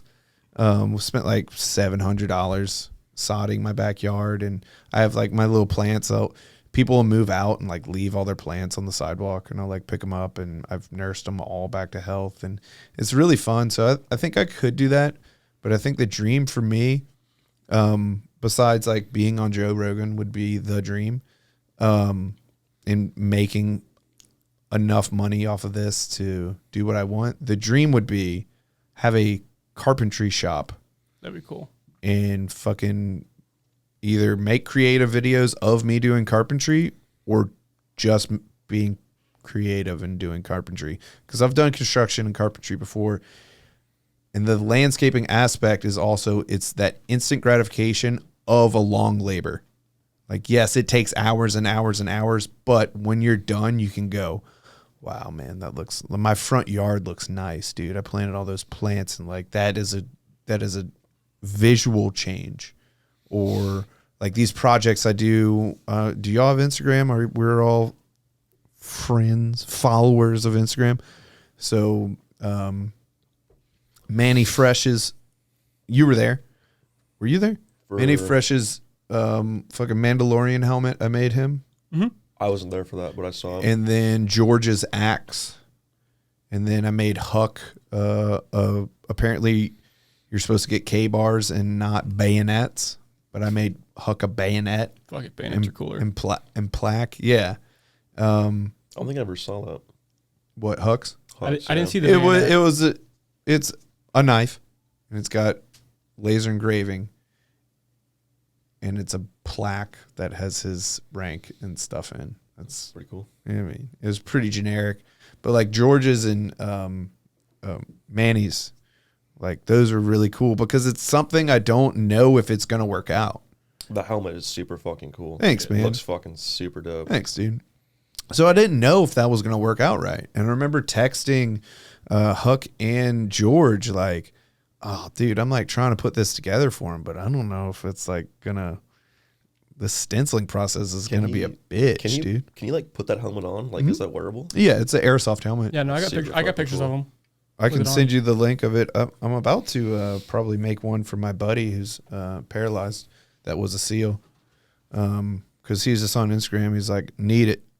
I'm like, dude, you want me to surprise you, or you want to like tell me what you like want on the helmet? Because I could get info from your SEAL buddies and get like your old team put on there and shit. But Surprise him with that. That'd be super cool. yeah, I think so. He listens to this, so I don't know how much of a surprise it'd be, but yeah. Yeah, I dig that stuff. I could probably sell trees, you know, so long as like I have an issue with being dishonest. Like I feel like a lot of salespeople out there are telling you enough to make the sale and not telling you. So, dude, if you're buying a a car and I'm the salesman, right? And it's not a Toyota, or it's a Chevy Cavalier or whatever the fuck, and those suck and blow head gaskets, I'm going to be on the lot like, dude, you don't want that shit. Those suck. They blow head gaskets. That's just the type of person I am. And people will be like, what the fuck are you doing, man? You can't tell them that. That's not I feel like I'd be dishonest because I'm not saying a certain thing that I could say, but I'm just choosing not to say. I'm not lying. They're not lying, right? Just omitting the truth. Yeah, they're not mentioning something that would dissuade you. I got lucky with my car salesman because he's a family friend of ours. We bought like 7 cars off this guy. Dude, yeah. I really wish it made sense to buy a Tacoma. I really wish I had a fucking Me too, but it's same. Dude, I wanted Tacoma really bad. It doesn't make sense right now for me. It doesn't. Like and I saw a whole car transporter full of Tacomas, and like there was a trail edition, and it was like army green, and there was this one, and I was like, man, those are sick. I don't like the transmission. I don't like the my head. If it has a sunroof, my head hits the roof, and it's too small for my family. It just doesn't make sense for me to get a Tacoma. The next gen maybe, but I'm going to Italy in fucking 4 months, so it's not gonna work out. I just got that Subaru. Yeah, dude. It's super fucking nice. Do you get head nods from lesbians on the road? So? What? Yeah. Do you? They make a sticker. That's no, they're fully embraced of the gay community. It's Lesbaru. Lesbaru, yeah. That's nice. So bad, put on there. Yeah. I was growing up, my brother's friend Ricky had a black WRX hatchback bug eye, and he had a Cobb tuning kit put on it. It's like a thing. And then my brother got a white one, and it was stock. And like a black and white, like yin yang, whatever. Turns out Ricky was gay. He was closeted gay guy. But his dad would always make fun of him. He's like, oh, you scratch your Subaru, huh? Reveal the fucking rainbow primer, huh? And base dad. You know, there wasn't any real internet when I was super young like that. But yeah, I watched a documentary on how Subaru was big in Colorado and I think up in Massachusetts. And then they tried to amplify their advertisement, and they were advertising towards white males. And though they put a bunch of money into their advertisement, their sales went down. And they're like, what's going on here? And they did market research and found that the people are buying it are Pacific Northwest, Colorado, and think like Boston for some reason. And it was the gay female community. And so they embraced it. They leaned into it, and there's like photos like centerfolds, and it's like a Subaru parked on an intersection. It's like Gay and Pride Street somewhere in America. That's and I don't care, dude. But it was just so funny that like what my buddy's dad was saying actually was based. And then, you know, Kung has one too. I had a Subaru, and it's just like the first thing someone tells you is like, yeah, what are you, a lesbian? I think it's still okay to make fun of people's sexuality. Yeah. You know, call people fags and hit them and shit. It's just okay to make fun of people. No, I think so too. I don't think bring back bullying. Make bullying great again. Bring back bullying. Dude, I think we should. Me and my wife got into a debate. I play a little bit of the devil's advocate pretty much always, but I align with the views of a libertarian, where I don't think you should be able to tell me what I can do with my body in any aspect, so long as I'm not hurting anyone else. Right? I think you should be able to tell me what to do. I'm about to piss myself. Yeah, go ahead and do it. Curtain right around the corner. So Piss yourself, be a man. But I took it a little bit further. I was like, I think murder should be legal. No. Pull it from the right. Yeah, there. Yep. And she's like, what? I'm playing the devil's advocate. You don't got to pull it, dude. He's got to come back in. Okay. And she's like, you think murder should be legal? I'm like, yeah, because situationally, if murder's legal, then everybody would be prepared to defend themselves from murder. And then we'd also have a more reliant and, in a way, like internally integral society where you would have very strong bonds with people. Because there's immediate consequences. Because if not, they could murder you. I mean, if you think back to like the late 1800s, Wild West era, every motherfucker open carried. Right. And it's like, you cheat in a poker game? Yeah. Like, there's immediate consequences. Like, I could shoot this guy for any reason, but every motherfucker in this bar will also then shoot me. Right. Yeah. And then you go into certain towns where guns are illegal. You got to check them in. And you can leave. You can get your guns once you leave my town. I'm the fucking sheriff. Better hope you have a good sheriff. Right. Then you have places where there is no sheriff or whatever. And I think we don't have consequences for things. I think public hangings should be brought back. Yeah, those have a little bit of a stigma because of the whole lynching thing. Yeah, but I mean, it's pretty hard to get a death sentence nowadays. So I think they did put someone up. I think someone mentioned it the other day. Some school shooting, some shooters, they're pushing for the death sentence. I just feel like a lot of things are glorified nowadays, and people don't see the repercussions of that. It's like, listen, this person went this path, did all these bad things. Mm-hmm. Now you guys get to watch him pay for what he did. And I feel like that might change a lot of people's minds. Yeah. Kind of like the DARE program, which absolutely failed. But Were you a part of the DARE program? no, I was not. Were you an Eagle Scout? No, I was not. How far did you get? I needed 1 merit badge and my Eagle Scout project. What's the Eagle? Is that like your thesis? No, Eagle Scout project is you do like a major public volunteer work. So people like install a bunch of benches on a trail. They'll build like some sort of shed for their school or something like that. I was going to do a sand workout pit for my high school rivals football team because we had one, they didn't. And then my parents got divorced and I was like, this is my chance. I can finally quit. And peaced out. You lost out on a scholarship and a promotion in the military and all that. And okay, it only took me 5 years to get promoted. Yeah. Anyway. I don't know. I was getting deep with some shit. I don't know. Farts. Pussies. You know? Dicks. What do y'all think about... What do you think about whales farting? You know? You think they fart? They are the reason for the ozone disappearing. Whale farts. No, it's actually farming. I know. It's cows. It's monocrop agriculture. Not cars as much as you'd think. I still think electric cars... I have a Tesla. The thing's fucking kind of cool. But... You enjoy your coal-powered car? Oh my God, I hate Tesla drivers, man.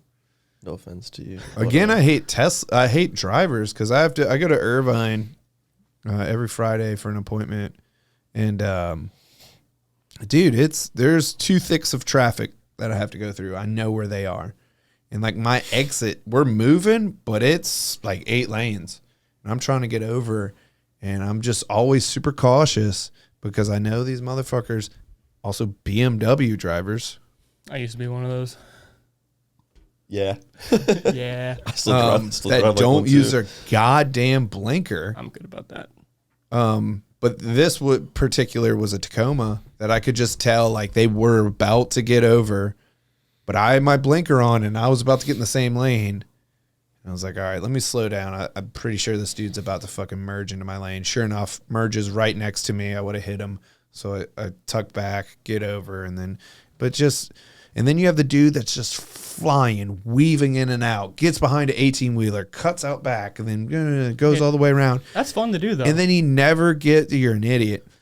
And then I never see that person, A, crash, which is amazing, or B, get pulled over. I see some other car down the road pulled over. I'm like, how did that Porsche not get pulled over driving like a complete asshole? I've never been pulled over in California, knock on wood.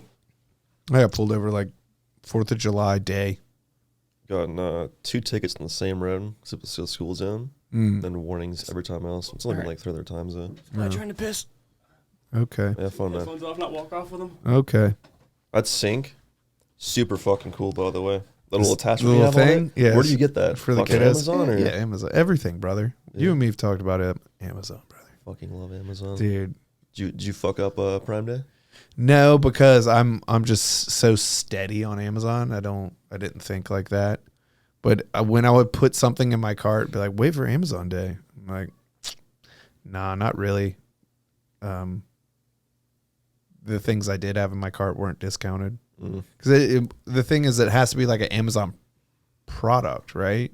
That's the most discounted shit, or no? I don't know how it works. Oh, me neither. I don't even think it was like that. It's not that big big of a discount either. Yeah. So people in my shop were talking about how the things that were discounted were like 80-inch TVs for $500 and shit. The TV deals were super good. And then my thing is I hate smart TVs. That's why I have an old 2009 What's wrong with 55 smart TVs. I don't like them. Why not? So the main thing is their interfaces piss me off. That Samsung right there has like 4 different menu screens I have to get through. Yeah. When, it is somewhat convenient. I don't have to buy an Apple TV, but my downstairs TV, I just do Apple TV. I like their interface. That's the good thing. Do you have an iPhone? Yeah. Do you have an iPhone? I do. Their interface is so good that I accept being in their realm. Apple computer, iPad, iMac, phone, earbuds, iHome. Once you're in their web, you're kind of dependent on them. Yeah. And so I'm fully gained into the Apple society. So I don't want to use Samsung's interface to get into the Apple TV app in order to access. No, Apple, boom, boom, one click. I'm there. So that's why I don't like smart TVs. Most of them have video cameras. No go, brother. Not in this fucking house. And they can watch me fucking jerk my shit from the TV, bro. They can, but I have children. So that's where I like kind of cross the line. I don't put my kids on social media at all. And when my first child, it was never an issue here because we have no friends. But when I had my first child, I would take him to work every once in a while for like an appointment or something. And like, oh, it's so cute. I'm like, hey, please don't take any pictures. I'm like, why not? It's like, why do you need a picture of my kid? Yeah, and then also you're going to put it on social media. You're like, why don't you want your kid? Because I don't trust Mark Zuckerberg. I don't trust these people. I don't want my kid advertised or fucking AI face grafted onto whatever the fuck they do nowadays. I just don't want it. I want to leave him out of that. I want him to make that decision if he wants to be on social media later. That makes sense. So I just hate, that's a 2009 TV. I drove an hour and a half to LA to get it. I got a 2011 TV because that thing's too thick. And the last thing about smart TVs, my dad had a cabin, which was a house with wooden boards on the sides and a cabin out in the country where I'm from. And he went and balled out and bought like 3 LG, like 70-inch TVs. When we were in town, we stayed there and we go to plug my iPad in to watch Disney on the downloaded Disney we have for our kids because there's no internet out in the country. And when I plug my iPad in to the LG TV, it says our license agreement is not compatible with the external device you have plugged in. That 2009 Sony TV is not saying that. I don't give a fuck what I put on there. But that LG is so smart, it won't let me do it. And so That's fucked up. death to all smart TVs, dude. I hate them so much. I'm a weirdo though. I geek out. I can't. And you were giving me shit for that. For what? Being a geek about random things. When? Context, please. Gear queer, the fact that I told him about the mic. Well, the mic downstairs, you just name drop something like you expect us to know. Oh, no, I'm talking about that. I told him, like, I could hear the auto quality. I'm like, hey, pull your mic closer. Yeah, this is kind of a weird, douchey thing to do, I think. Okay. I mean, it's not your podcast. That is fair. And then what else? What did you say? Gear queer. Well, gear queer is this. It's just it's a thing. It is a thing. You can. So there's a guy. I don't think y'all know him. He replaced me. I'll use his first name. His name's Drake, and he was never like a Bud's dud or anything. He was always a corpsman. He wanted to be a Marine. Something about his like tattoo policy or something, or maybe his like tattered past. I don't know what it was. But he wanted to be a Marine. He wound up becoming a corpsman. He was greenside his entire career. And he loves gear. But I don't think he's a gear queer. I don't know why. But he also has like kind of bare bones gear. But like a civilian tire definitely has like military touches to it. Like the maybe like some 511 pants or something. I've only seen him in civvies like once or twice, but it's interesting. I don't consider him a gear queer, but then you'll have certain people. I don't necessarily think you're in this category, but it's like they just kind of lost their mind at the exchange and bought everything that's coyote and fucking, Did you see that shit all the fucking time too? Yeah. It's hilarious. I just buy what I think will make my shit lighter and make my back hurt less. I don't think that's necessarily a gear queer, Okay, but yeah. when you're making fun of somebody, you throw things around, That's fair. you say stuff, see if it sticks. I think if the aesthetic's nice and it fucking works, then You gotta look Why cool. not? You gotta Yeah. look cool. Well, so I was on an Appalachian Trail with a Navy SEAL for like 2 months. And he's like, ABCs, brother. I was like, what is that? He's like, what they teach in the teams. I was like, what does that mean? He's like, always be cool. I'm like, wait, explain. He's like, if you look dumb and don't look cool, then it probably means you're doing something wrong. So therefore, always be cool. If you have your arms out and you're fucking doing something stupid and gay when you're going into a room, you're probably doing something wrong. So if you look cool when you're entering the room, you're probably doing it right. I was like, that's like a real lesson, like hidden in douchebaggery. Our job can be inherently just badass looking if you do it right. Yeah, especially with the issuing of high cuts. Love that thing. I Takes mean, like I 10 don't- pounds off your head. I don't was that necessarily. you or Duffy? Were you still in Cat with the black staff sergeant that we had? No. Were you gone by He then? couldn't speak great English. Terrible English. I was there for a little bit. You know what he told me? He left. What? He told me, because I was like, 'cause everyone was getting these high cuts, and I was like, yeah, like where the fuck's mine at? Because Duffy had one, and so I asked him, I'm like, hey, staff sergeant, like, am I ever gonna get a haircut? He's like, Doc, you don't rate a high cut. I'm like, that's crazy. Wild fucking comment. Yeah. Really? He said that? Yeah, he said I don't rate a high cut. I'm like, cool, dude. Why do you have one then? Yeah. Well, if it makes you feel any better, you know what happened to him, right? No. He was transferring over to 2-1. He had to do a transfer school, right? Kind of like how we go to FMTB before we go to our unit. Mm-hmm. He fails like height and weight. Nice. He wasn't a fat guy, but he just like he failed his like processing day. But they're like, all right, follow on orders, fucking show up. It was like his I think it was like his platoon sergeant's course or whatever. Shows up to us. Weldon was doing all of his work, and he's again a sergeant. He was supposed to be a staff sergeant, and I just remember like seeing him at the office super late. He's like, "This is fucking bullshit." This guy's like relying on his thick accent to like not ever go on the radio. So he never has the radio. He's never talking. He's the RSO, range safety officer. So, but he's never talking to a long rifle because he says his accent. He doesn't give the safety brief because of his accent. He shows up to us and he's saying, "Oh, I didn't do it that way, and so I have to teach him. And while I'm teaching him, I'm doing the thing." He's like, "It's bullshit." And then, so eventually he got kicked from weapons, right? Mm-hmm. And they were sending him to golf. And my gunny, and it's so interesting. Like for me, like a staff sergeant is like such a high rank. I don't fuck with him. It's not that they're imperviable to correction or anything. It's like, I'm just not fucking with that dude. I'll let a lot of things slide. I'll give him my direct feedback, but beyond that, I'm just pretty much going to leave it alone after that.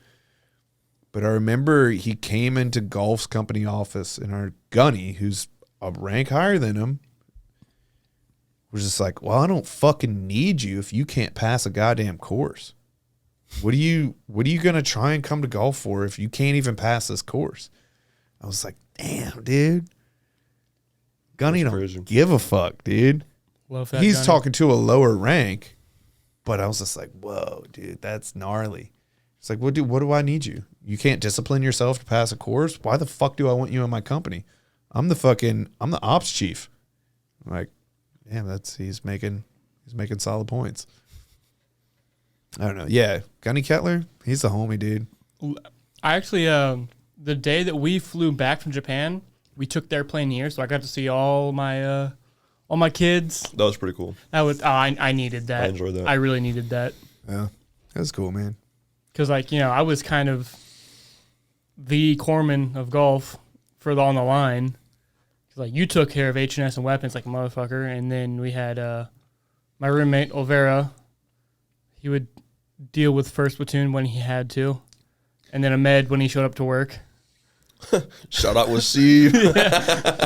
Yeah, shout out to the homie. Yeah, he was going through shit. I don't blame him. But I got advice from an old corpsman that used to be in back in the day. Is like, when you're on the line, be on the line. Don't ever be in the safety vig. Hike with your boys. Do shit. Run with them. So y'all never saw me around the BAS because I was always out just hanging out with my Marines. Nah. And so You didn't need to be in the BAS, dude. I avoided it like the plague because if you go to the BAS, that's where you get taskers. I never got taskers, but I was also senior line at that point. I got taskers if I showed up. Yeah, when I was still in weapons, tiny. Whenever that little short HM1 was still around,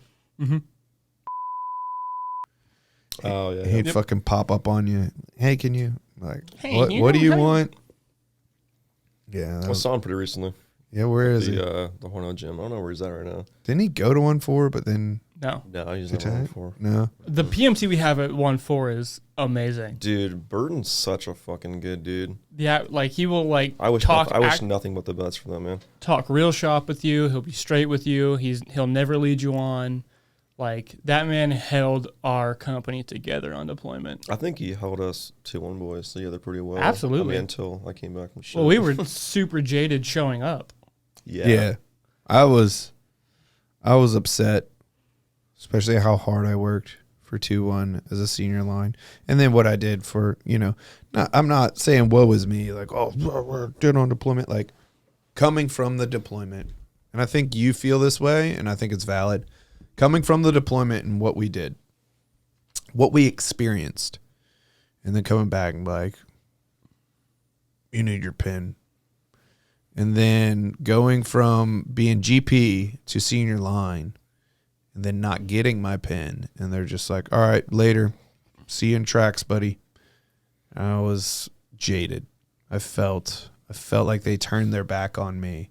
Now, I failed when I was trying to succeed, and I think that's part of life. And I felt like I let myself down, but I felt like as part of this brother or the part of this Sailor 360, we're all in this together, and it's about the optics of the Navy, and we're not just different ranks, we're here to fucking support each other. To me, it just felt very much like, oh, you failed? Later. Goodbye. Yeah. Thank you for your time as a senior line and the sacrifice you made. Goodbye. No one pulled me into an office to see how I was. No one wanted to tell me, oh man, fuck, there's bigger things in life, brother. Shit'll buff. You get in, you get out. You stay in, you get out, whatever. Nothing. It was this radio silence. Hey, we need you to do this coverage. All right. Okay. Hey, come talk to us. Yep. What's up? You're going to tracks. All right. Later, guys. When's my SP showing up? I want that before I leave. I want to get my fucking paperwork squared away before I leave, so it's not this goat rope. We'll have that for you. All right. It's kind of how it was for me, because out of everyone, I was fighting super hard to stay in 2-1. Yeah, that was dumb. I was begging to extend, and they wouldn't let me. No. And then, the day that I got down to Punta Arenas, Chile, Columbus calls me. What? I've been around Hispanics my whole life. When I speak Spanish, I talk like them. I'm just giving you shit. I know. The day I get down there, calls me, was like, hey, we tried. You're going to 1-4. That, ruined the next 3 days dude, for me. Yeah. My story with that's fucking And then I get added to your group chat, and I just see y'all's constant minging. Because y'all were not having a good time at all when y'all first got there. Did I felt a little bit betrayed? That's what I'm saying. Yeah. Because what the fuck? Where was I when? I think I was in range 800 for, was it like Summer Fury or whatever the fuck it was called? It was Fix 3. Fix 3. I was in the field, and basically I get back. I think I took like leave or something. Anyways, fucking decided to not fucking tell me information and fucking just keep it to himself for an entire month. And so I got told on a Thursday, I got pulled into Chief's office with Kenny, like, hey, you're going to 1-4. I was like, what? He's like, yeah. And I literally told Chief, I was like, hey, dude, like, I'm not mentally fucking ready to leave 2-1. Like, these are my boys. Like, because I was just getting, like, really fucking, like, solid with Cat. Yeah. Because we finally branched off again. Yeah. Getting super cool with my dudes. And like, hey, you're leaving. I was like, what the fuck? Like, that's... Yeah. That shit pissed me off. Yeah. No, for sure. And then checked into 1-4 on a Friday. Literally the next day. I did the whole workup except for Bridgeport and boats with golf. Like I said, like those junior Marines, like I was there the night of arrival. I raised those guys, trained those guys, still talk to them to this day. Yeah. And then out of nowhere, it's like, hey, nope. Well, I'll say this. I didn't do the boat package. Wait, you left. When did you leave? You left before Bridgeport, right? Yes, right. Legitimately. I got pulled out of range 800 early, so I didn't have to do that hike of death. And I went to Chile, and then while I was in Chile is when I got the call. And as soon as I got back, I had to check out. So I felt like it was a little bit ironic that I missed the workup for the SP MAGTAF, and that I did 90% of the workup for a deployment I didn't do. Mm-hmm. I didn't go to the field a single day for our deployment. I went 3 days. 3 days. You're on Advon. You need to BZO your rifle, do unknown distance, and then you can go on Advon, leave. We'll take your rifle and you can fucking, I had Sankey pull up in his Forerunner, and I walked off the range and went on leave after qualling for my unknown distance that night. Yeah. Yeah, I don't know. It's a mess. Yeah, it is a mess, and that's why the whole hoopla of we're in this together. It's like, yeah, but I'm going to tell you two right now, if it comes to 1-for-1, you and my kids, I'm going to choose my kids. Oh, I would expect you to. And so when it comes to a chief putting his neck on the line, his career for HM3, he's going to choose his career. And that, I can't necessarily fault him for that. Well, that makes sense. But like, I still think you could be honest. I still think you can explain that, or just pretty much that's exactly it. Just be like, hey, look, man, like, man, you fucked up, or this is the situation, and I'm just not really willing to go to bat for you that hard because it's going to make me look bad in the end, and you got to eat this. I've had to eat things I'm a chief. I've had to eat so much. But I think kind of it circles back a little bit to our homie, you, me, fucking a lot of people, is we had the worst Oscars in the fucking first reg. Oh my God. And we were undermanned, and I'm gonna bleep his name the whole way through, but like, I remember him going to an appointment, and then Mam's just like, he needs help. We're talking about, he needs help.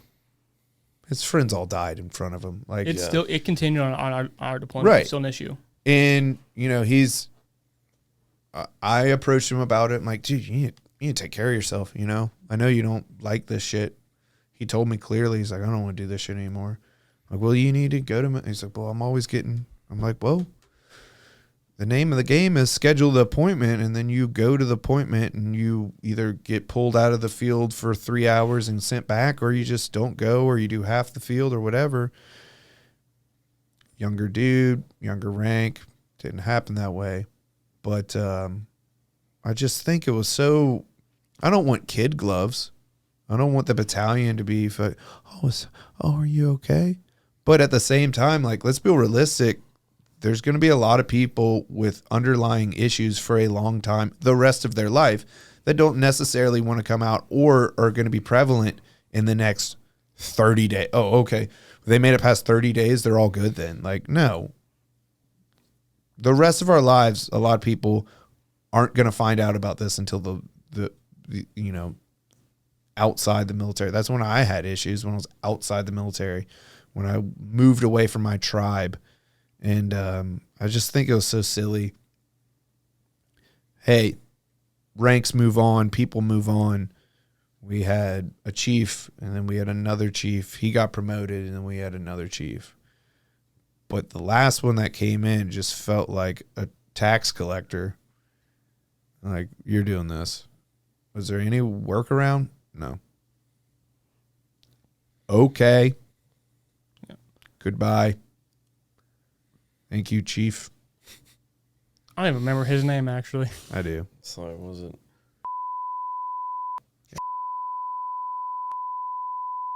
Because you could talk to, and he would be like, dude, after I got my pen, he sees me like, oh, damn, you got your pen. Good for you.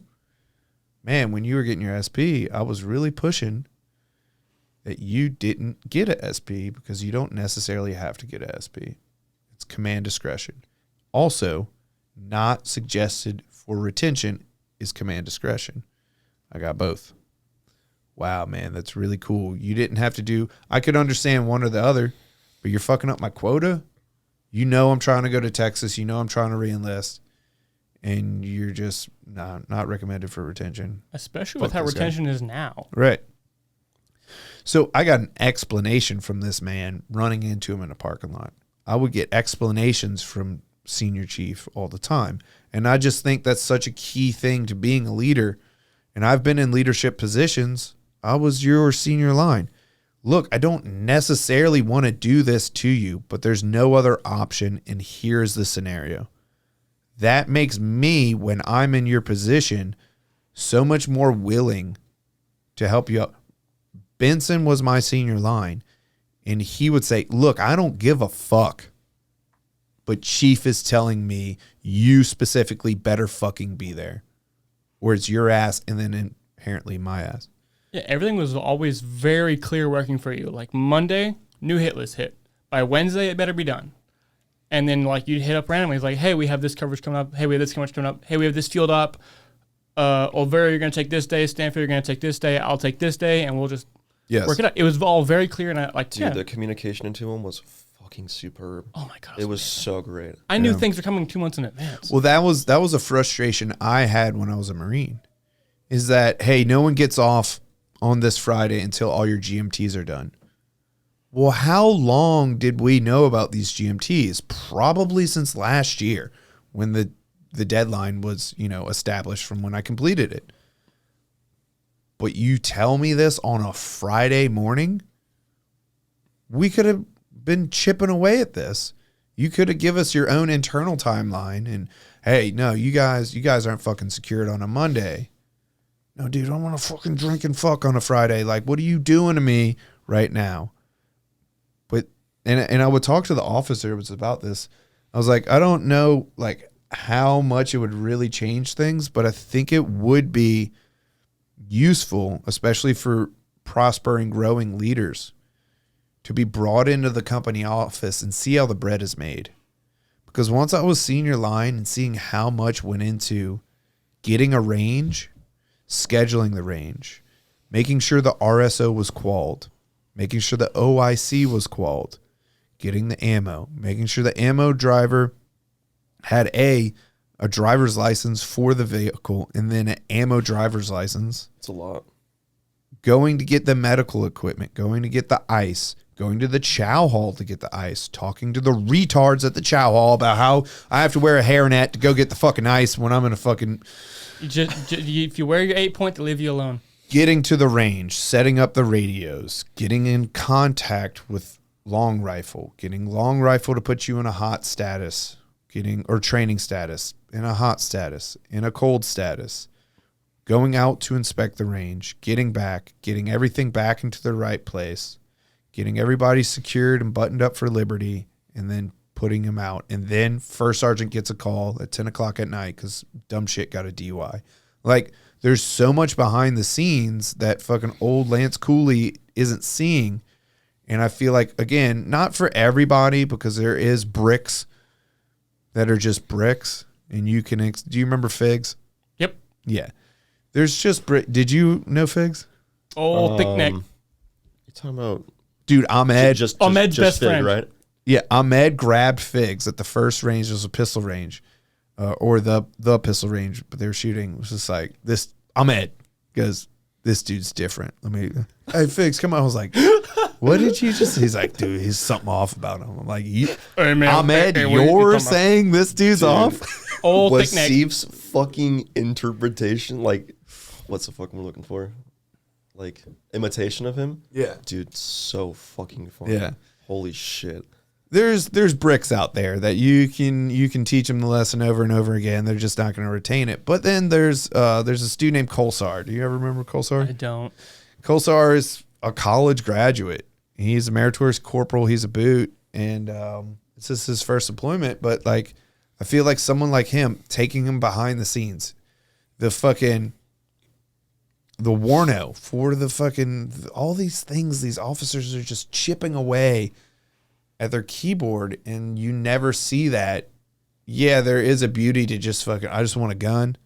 You tell me where I'm rushing, and I'm rushing that bunker, right? But I don't know. I rant. Yeah, no, was it Caldona? I forgot.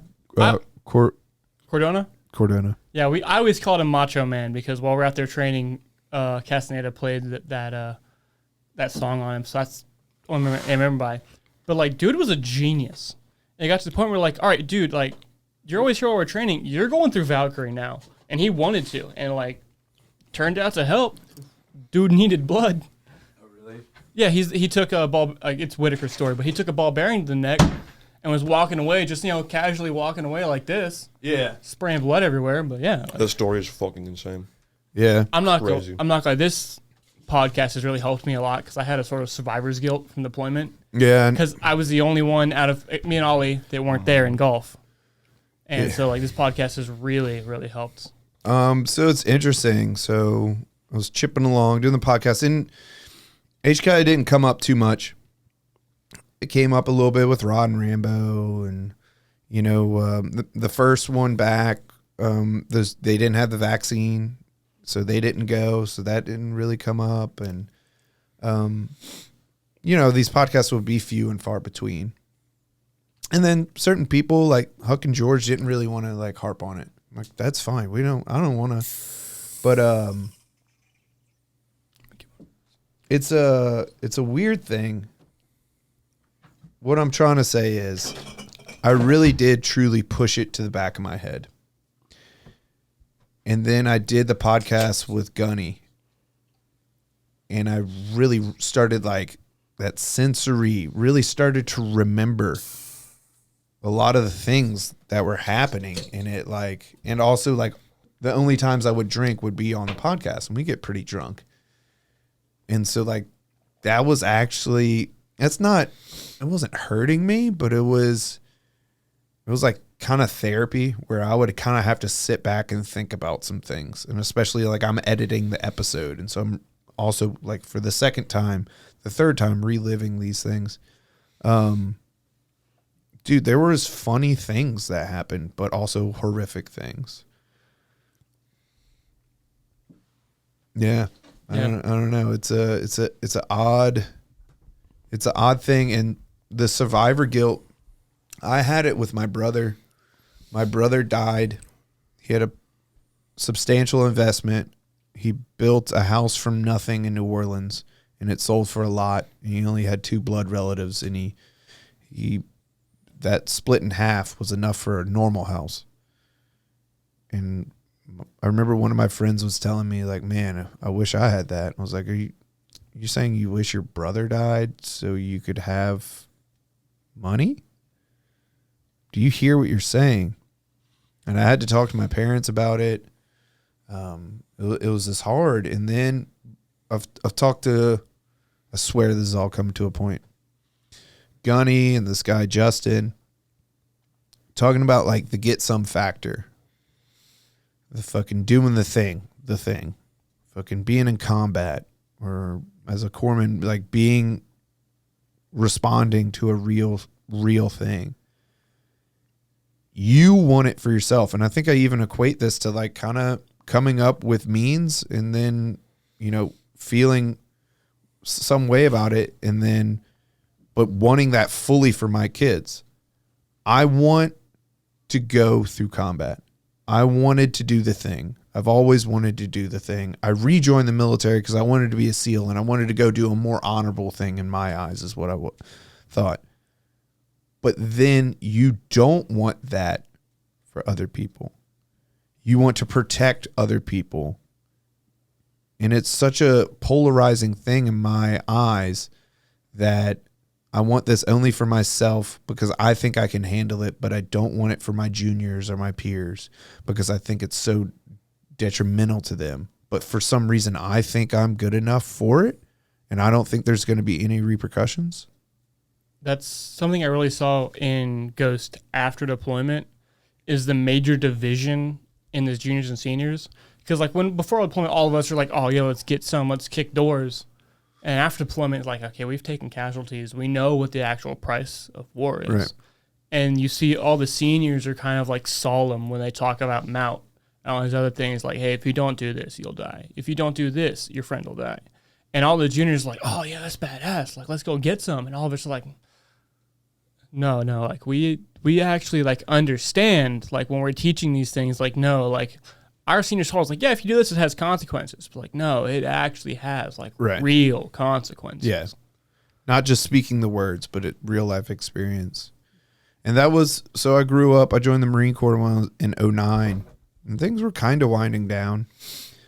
But I just remember getting mount classes from staff sergeants and sergeants, talking in a manner where it was not glorified, but a matter of fact.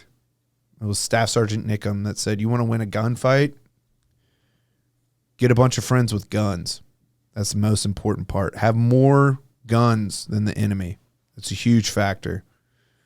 Be tactically sound. Your friends will die. That's part of it. But you have to make the other people die first so more of you don't die.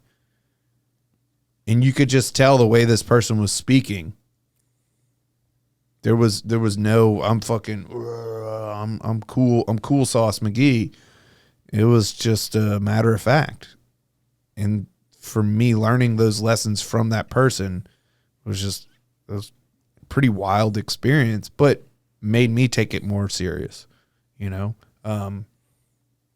One of the people at my command is CTM, like kind of a co-instructor. He goes all the time to help out with CTM, and he's about to be branched over. But even he was talking about,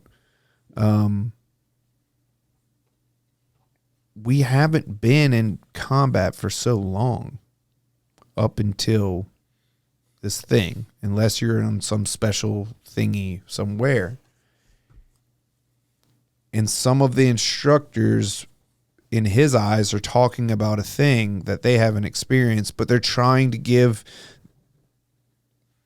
good context to the training of the class, to CTM, combat trauma management, combat trauma management. They're trying to make a chaotic situation and get you to be capable in that. But he has told me that he feels some people take it to a place where they haven't been before and they make it perceived as they are.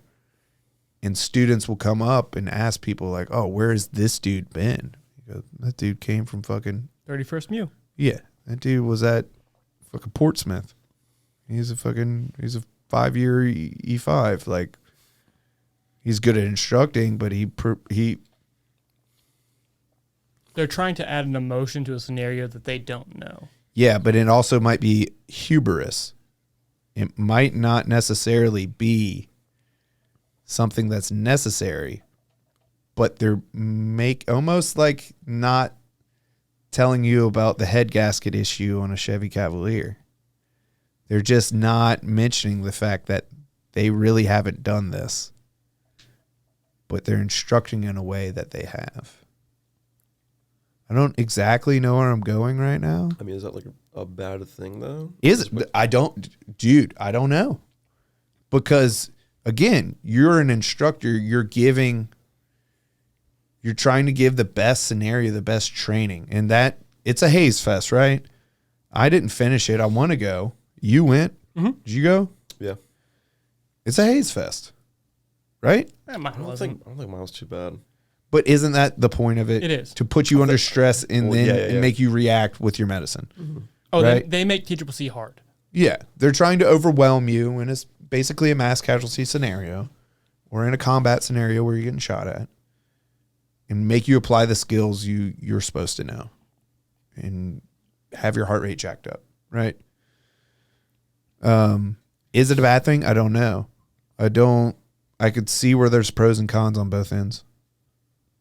I think performing medicine under stress is something you have to practice, where it has to be under stress. Yeah. Huge. But it's very hard to get it across correctly without it being the real thing. Right. Because, like, there's nothing that's going to simulate the fact that, like, I know this face. I've trained with this face for the past 2 years of my life. And if I don't do my job correctly, this face is going to be in a box forever. Yeah, like how genuine does the instructor need to be in order to make the instruction be good? Do they have to go through trauma and loss in order to be an instructor? Or can they be good enough in a pretend scenario to make you feel like it's real enough to get the best training? Something that really I felt. So I went through a pilot program where ours was the 2 weeks with the weekend included straight through. So we didn't really get hazed as much as everyone else did because we didn't have time for it. But after stops where they do, the Hollywood stuff, Whitaker sat down the whole class. We're filling out the end of course critiques. And he told his story that he told on here about how, like, the whole time he didn't think it was real until it happened. And then while it was happening, it felt like training. Yeah. And, like, I think it was, like, his second time telling a story. So, he got very choked up.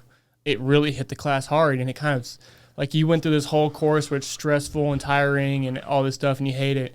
And at the very end, it's the nail in the coffin is like, oh, this actually happens. This actually, like, this hits the corpsman just as hard as it hits everybody else. Like, this matters. Like, I need to try when I go through these trainings. I need to try when I train my Marines because it matters.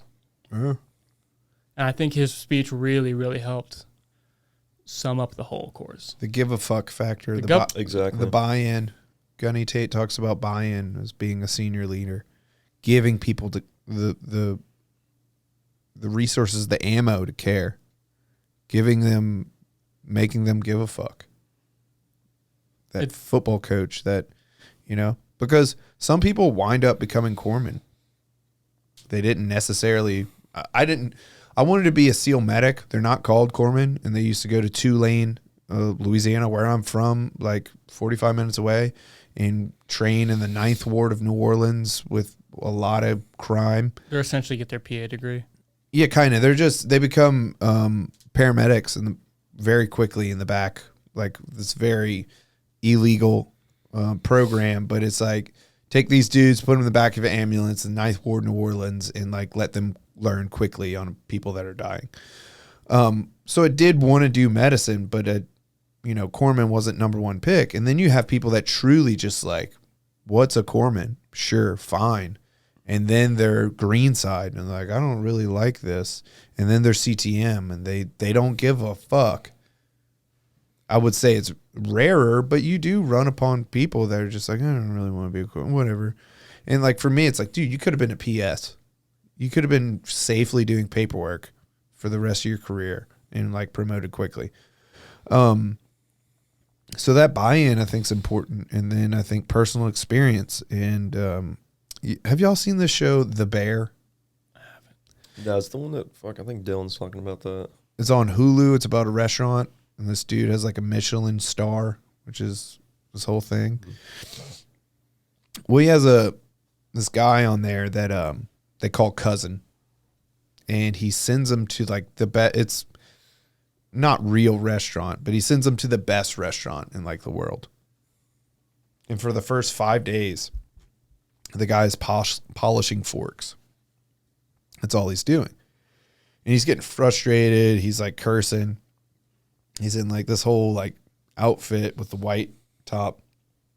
And he's like, I know what this is. You guys are fucking with me. He's like, what are you talking about? He's like, you really need someone to sit here and polish forks? He's like, yes, it's a position in the restaurant. It needs to be done. He's like, you're just fucking with me because my cousin. He's like, your cousin sent you to the best restaurant in the world to fuck with you? I don't see it. And later on, this guy pulls him outside and is just like, look, dude, I care. I give a shit. This is the reason why. And if you don't, then fucking leave. Don't be a part of this. Go away. And I think that's important at a certain point when it's something like the infantry, when it's something like a corpsman or a medic, where it's, or even just a PS, where it's like, look, we are an important, essential thing. You need to care, or you need to separate yourself from the group and go away. Again, I don't exactly know what I'm saying, but, I'm saying it. I get it, because you hear a lot of sob stories and gripes from Marines and vets talking about how bad military medicine is. Oh, well, I talked to my corpsman. He said that, like, oh, I don't need to get seen for this. Just, Motrin and water, yada, yada. Yeah. And so that always aggravated me. Like, I talked to my Marines. It's like, hey, it's an actual issue or there's a VA claim issue. I'm going to see you either way. Yeah. But you need to tell me ahead of time, how serious do I need to take this? Yeah. And so, like, that, because, like, I was like, oh, yeah, well, if my hip's been bothering me, like, I fall out of every height because I can't walk right. It's like, my corpsman tells me I'm just faking it. I'm like, dude, that shit pisses me off. Mm-hmm. Because it's like someone else is not doing their job, their due diligence, and it's actually hurting this other person who's just trying to do their job. Yeah. No, I get it. Yeah, even till this day, because I'm basically at a Blue Side clinic and I wear MARPATs.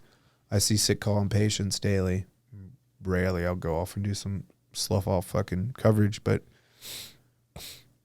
I'll talk to the dude. And everybody always appreciated it in the ER when I would, do my in-doc of patients or whatever, the screener of patients. I'm just like, hey, what's really going on here? Are you trying to get out of a day of work? If that's so, let me know. Be honest with me. Maybe we have to address mental health. Maybe we have to address some family situations, some home situations. Or maybe you're just fucking dog-ass tired because you're getting hazed all the time, and I can probably hook you up with a day off. Are you trying to make a VA claim? Okay. We're going to document this, and we're going to get you referred to certain areas. But really, you're not that bad. But you are that bad. Or, yo, dude, I'm fucking hurting. And I had multiple dudes. I remember a machine gunner. He's like, dude, I am fucking in pain. But I'm a corporal. I'm a senior. And I do not want to be on light duty. I want to get better so I can go train my guys. I was like, damn, dude, that's some honest shit. I respect the fuck out of that. Yeah, dude, let's see what we can do. Let's get you every fucking resource we can. But that human interaction of I had a guy come in, throat hurt. No, belly button hurt. That was it. Belly button hurt. That's what he wrote on the fucking sick call. Belly button hurt. Belly button hurt. Okay. Aortic dissection. Cool. Let's go in this room. Hey, man, belly button hurt? What? Are you serious? What's going on? Oh, my belly button's red. Okay. Is it producing pus? Is it sore? Anything? No, it's a little red. Okay. What do you want me to do? What do you expect me to do? I don't know. Do you want me to tell you it's all right? Do you want me to tell you have cancer of your belly button? Like, what do you want? I don't know. Okay. Well, I'm going to tell you then, because you have no pre-existing idea of what I'm going to say. Nothing's wrong with you. Go away until something's aggravated. But belly button hurt, you have a red belly button, is not anything. So have a good day. Stop picking at it. Yeah. And I don't know, dude. Fucking There's a crazy. few of those. belly button hurt, dude. I had one of those in Cuba. And then you have like bleeding out of ass. You're just like, well, yo, what? Oh, fuck. Hold on. I had a staff sergeant who was like, "Yeah, my wife made me come in because I'm shitting blood." I think I had the same staff sergeant. Yeah, it was in Ghost. I'm not gonna say his name because he told me to never tell anybody his name. He called me. I was Yeah. just like, all And right. it was the funniest thing because I came in as like talking to our IDC and it's like, yeah, he's like pooping blood. Like he went to the bathroom while he was here, took a picture of it. There is definitely blood in the water. It's like, all right, let's go. And he's like, can I have a minute? I've never fallen out of a height because I never wanted to get silver bulleted. Can I like have a minute? We like walked out of the room, give him 5 minutes because like, yeah, we gotta check your prostate, buddy. Gotta get the old swish and flick. He had the hemorrhoid. You had a hemorrhoid. There's a boot in golf. Handsome fella. He it sounded like he had like pink sock, dude, like where his intestines were coming No out of his ass. fucking way. That's hot. But it was like Oliveira telling me about this dude. And Oliveira like couldn't see him or something, and so I saw him. And like, dude, he had just like a little bean. Little bean of a hemorrhoid. Little guy down there. But I was just like, all right, what does it feel like? He's like, he's like a young dude. He's like, I don't like fucking touch my asshole. I'm like, what do you mean you don't touch your asshole? You never do the He's old like- scratch and sniff? He's like, only with toilet paper. I'm like, you only touch your asshole with toilet paper? The fuck is wrong with you?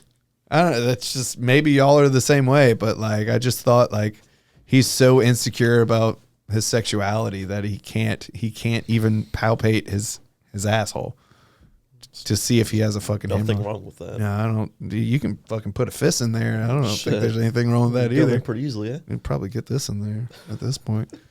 Hemorrhoids fucking suck, dude. Yo, I've had They're fucking hemorrhoids. terrible. Oh, dude, fucking got a good old MRE shit you're struggling on, dude. And you're just like, oh, dude, I got a fucking bloody hemorrhoid right now.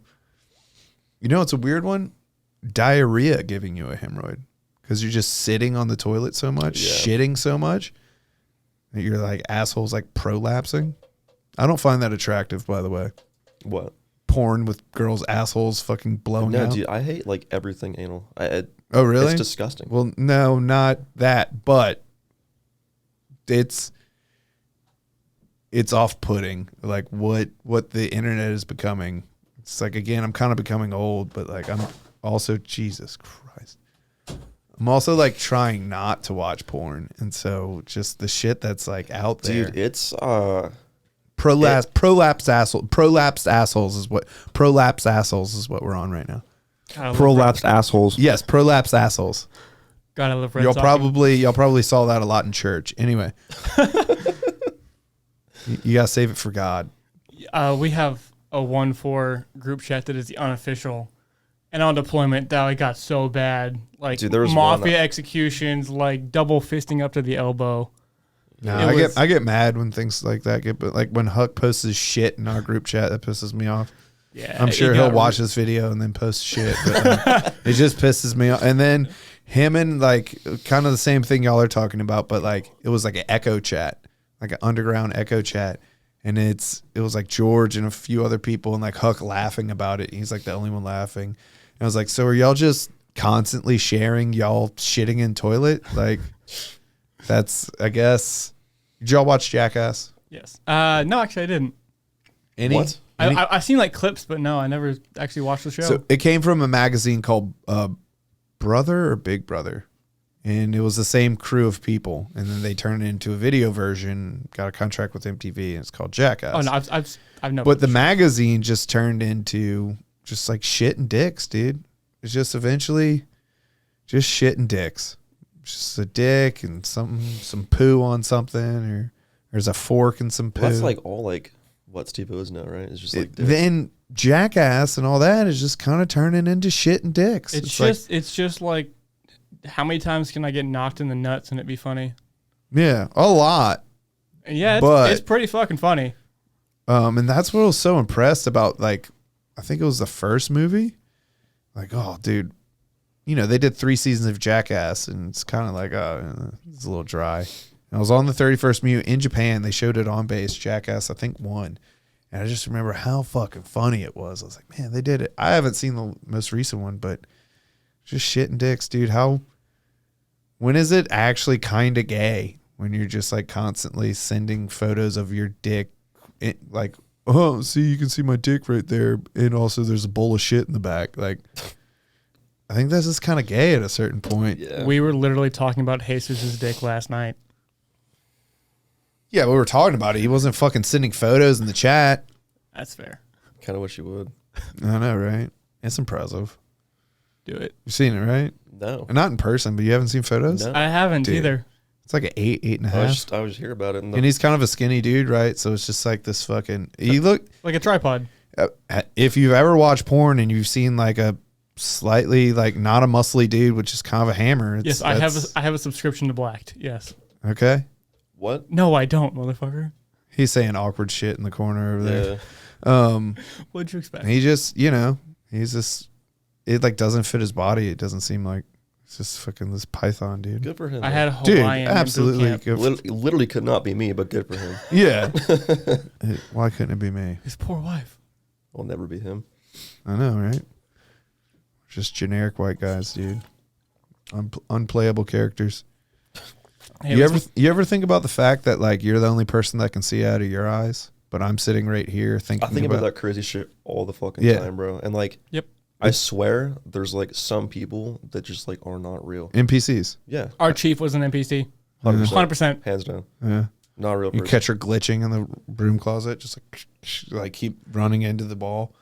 I think I literally saw there in an idle animation on the computer, just Yeah. like not typing anything, just sitting there at the computer, just like idle animation. Well, there's also something that happens to people with psychosis. It's called the Messiah complex. Because they're the only person that can see through their eyes, they think they're the only real one, and they think they're the savior of the world, the Messiah.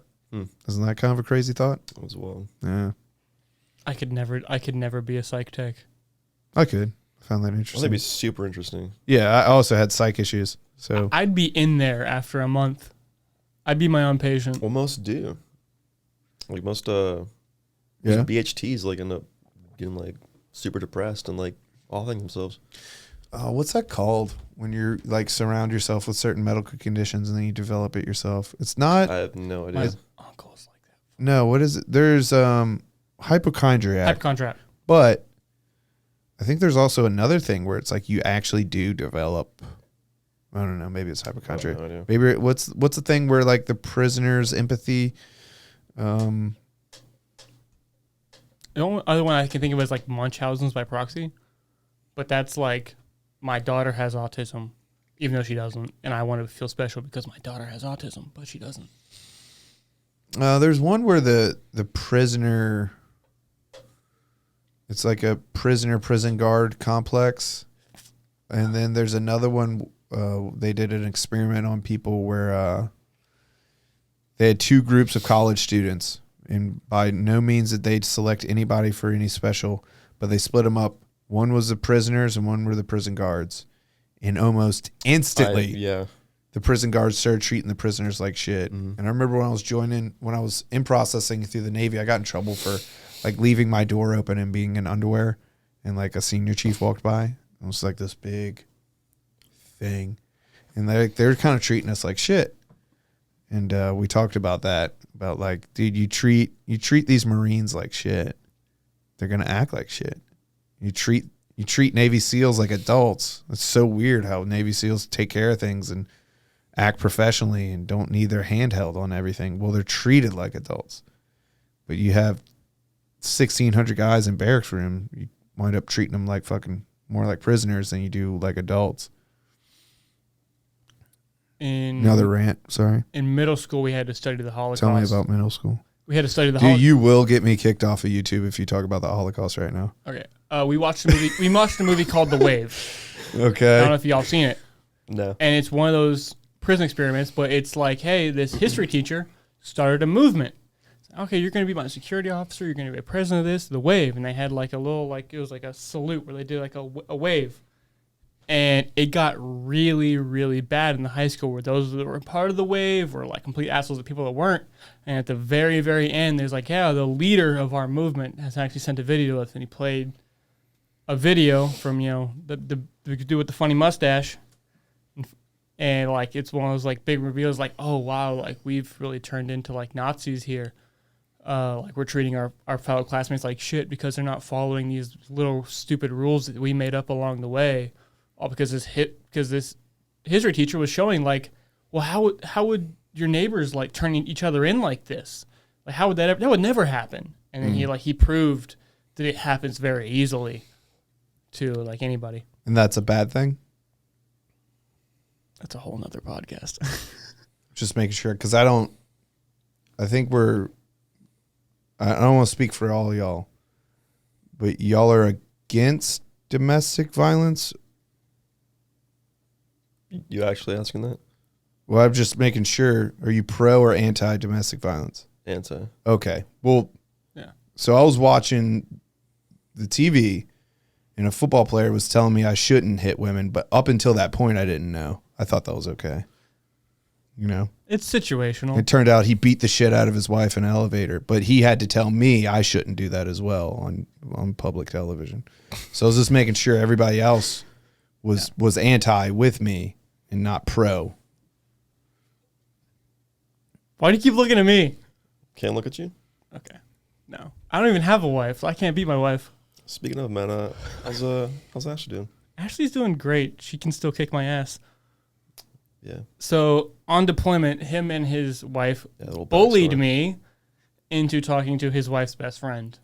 Turns out we were perfect fits for each other, and she's a blue belt in jiu-jitsu. And she can and has repeatedly kicked my ass. How much does she weigh? We are the same height, same weight.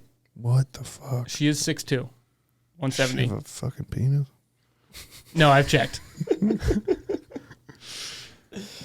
I think she watches the podcast now, too. I think I got her into it. Cool. Super cool. Good for you, man. Yeah. I'm glad it worked out. Yeah.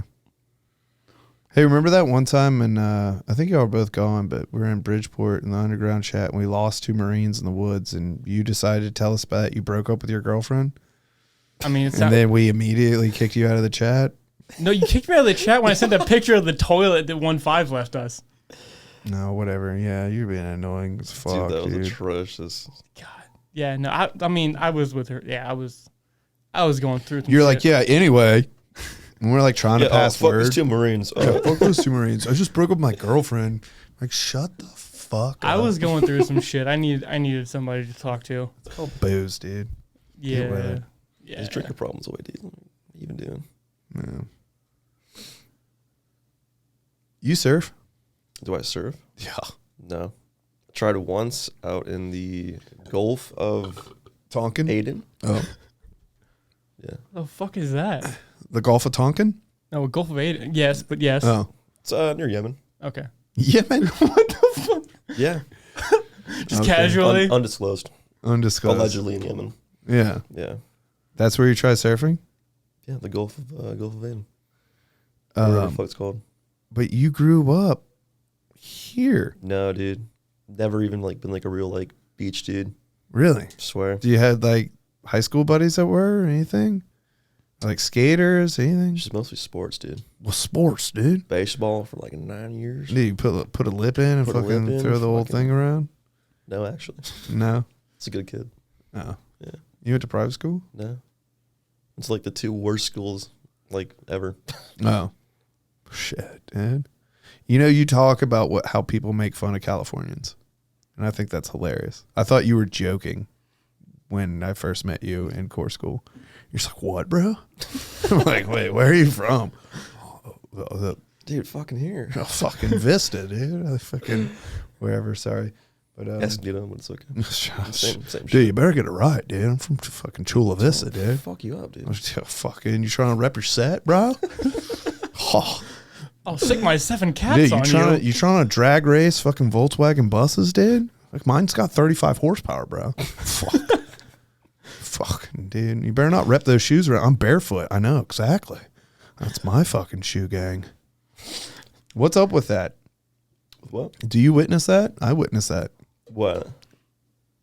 I don't know if it's a San Clemente thing because it's like a beach town. So I'm just like people just walking around barefoot? Not poor people walking around barefoot. No. White privileged people just walking into Rouse with no fucking shoes on. That's fucking disgusting. All right. There's another, my wife's friend is from San Clemente. She's like, no, I haven't really seen that. Well, because like, San Clem, you'd call San Clem like a beach town, right? yeah. Mm-hmm. It might just be like a popular thing to do in a beach town. Because like people just like walking in places with like fucking swimsuits. Mm-hmm. Yeah, I've seen that. Thing. Like that's pretty common. But Yeah. like just barefoot for no reason, that's fucking weird. A person, I think they had him put it on. No, I'm thinking of something different. Yesterday, I was at Sprouts, and this family, I think it was a mom or dad, I forget, it was definitely one of them. A parent was taking their children into the grocery store, and the kid was in a bathing suit, like a 4-year-old in a bathing suit with no shirt, and I don't think he put a shirt on. And I was just kind of blown away about that. Is that weird to y'all? No? That's a 4? A 4-year-old? Yeah. Not really, no. I'm used to I think just it's like that kids weird. just vibing through Walmart. I don't think it's that weird. Just not wearing a shirt? Dude's No 4. shirt, no shoes, no problem? Dude's 4. I guess, dude. What about, what does he, I don't know. I don't want to say anything weird. I mean, I'm far past that. Yeah, no, I think this is a weird thing. Scaring the hose. In New York, and I know Portland, Oregon, of course, Portland, females don't have to wear shirts. Oh hell yeah, free the nipple. Really? I don't see how that's illegal. That a female has to wear a shirt. Isn't that weird? I can walk around anywhere in the United States without a shirt on, besides private businesses. But a woman will get either a ticket or arrested. It's because the nipple is so sexualized. I think it's because like female breasts are considered a sexual organ, and so they are highly sexualized. How are they a sex organ? I don't know. They're a food source. And guess what? If you fuck with your nipples enough, they'll make milk too. You promise? Gynecomastia? Yes. You don't need to be on steroids, dude. Just the stimulation of your nipple. That's how wet nurses work. You know what a wet nurse is? Mm-hmm. If a woman has given birth before, birth is what starts lactation, and so if they like stimulate afterwards, even if they're dried up, it start again. Interesting. Not necessarily the birth, but just the stimulation of a woman's nipple or a person's nipple will start to increase estrogen and start to something about the milk glands in the breast. Yeah, so you can have a woman breastfeed your child. It's like a tribal thing. Mm-hmm. I didn't know it's like that. I don't know if the birth comes into play or not. I always thought it did because like the act of pregnancy stimulates certain hormones that kickstart things. I don't know. I don't know. I got all this going down here. I'm different. Well, I'm transgender, so I identify as a Teenage Mutant Ninja Turtle. Cool. I'll see you. Yeah. Yeah, I'm out of here, man. I don't drink Bud Light. I think I'll probably one day do like a open mic, but I also have like ideas for like sketches in my head. And one of the ideas is trans Teenage Mutant Ninja Turtles. And it's like these turtles that get whatever transgender goo put on them. And like the person like, oh, they're transforming. And the turtles are starting to grow and they're just like, pizza. And he's like, what? And like, get us pizza. And he like runs off to get pizza. And by the time he comes back, they're just all fucking each other. And they're like, and then the next thing is just him like patting a shovel on a fucking pile of dirt. And it's like, well, that's enough of those. It's okay. They killed themselves. No, they killed themselves. Yeah. Dude, like, that'd be funny. I think that'd be a good one. Funny. Yeah. I have a buddy who's an animator. Yeah. Shoot that Hey, down. Joey Tunes, do it up. It would be the next Coco Melon. What was that thing you told me about? Like 8 legs, 8 vaginas. What was that? Oh my! It's a source filmmaker. And Do you know what I'm talking about, Layne? No idea. Codsworth, I don't know if I should bed her. She has 7 legs, 8 vaginas, maybe more. Yeah, it's like this weird, like It's source filmmaker. It's one of those. It's YouTube video. it's like this weird cartoon, and like the girl has all these legs, and so he like winds up just like picking her up and walking out of the room after he talks about the 8 vaginas. I mean, it's accurate. Yeah. Me and my 7 homies. You guys want to smoke weed? You got some, dude? December 5th. I want I'm from to. California. Oh, Remember, I dude? want to smoke weed too, dude. Dude. I've never tried it before. I Uh-huh. wonder what it's like. Uh-huh. Yeah. Mm. Mm-hmm. Mm-hmm. Y'all got anything going on? You gonna plug some dates? What? What? I mean, I got my tonsillectomy here on Thursday. Get my 2 weeks of con leave. Yeah. It's because I don't want to work anymore. Senioritis is hitting so hard. Dude, mine hit Senioritis. way too fucking early. Yours hit when you got to 1-4. Pretty much. Yeah, I get it. I felt the same way, and then Burton like tongue lashed me into finally giving a shit again. Tongue lash. Dude, I did not realize, like, how much shit there is you gotta do to fucking get out of the military. Yeah, it's well, also to insane. get out of like a green side unit, Mhm. because like normal shit, I'm kind of stoked. Like once I turn in my gear here, I'll go to my next unit in Italy, and if I get out from there, I don't have to like clean gear and turn it in. You know, it's just like this weird thing the Marine Corps deals with. Apparently, they have an order right now in 1-4 that they're not going to give you the 60 days to get out. They're going to give you 10 because our manning is so low. We can't lose people 2 months beforehand for the field. So you have 10 days to do your checkout. Well, they're Ain't also no way, bro. reactivating IIR, so Get fucked, nerds. I saw that on Northern Provisions. It's actually not as like serious as you think it is. They're I think it's activating like 425 It's only 425. with a maximum 420. of 3,000 at a time. That's a number I saw. yeah. It also wasn't in English.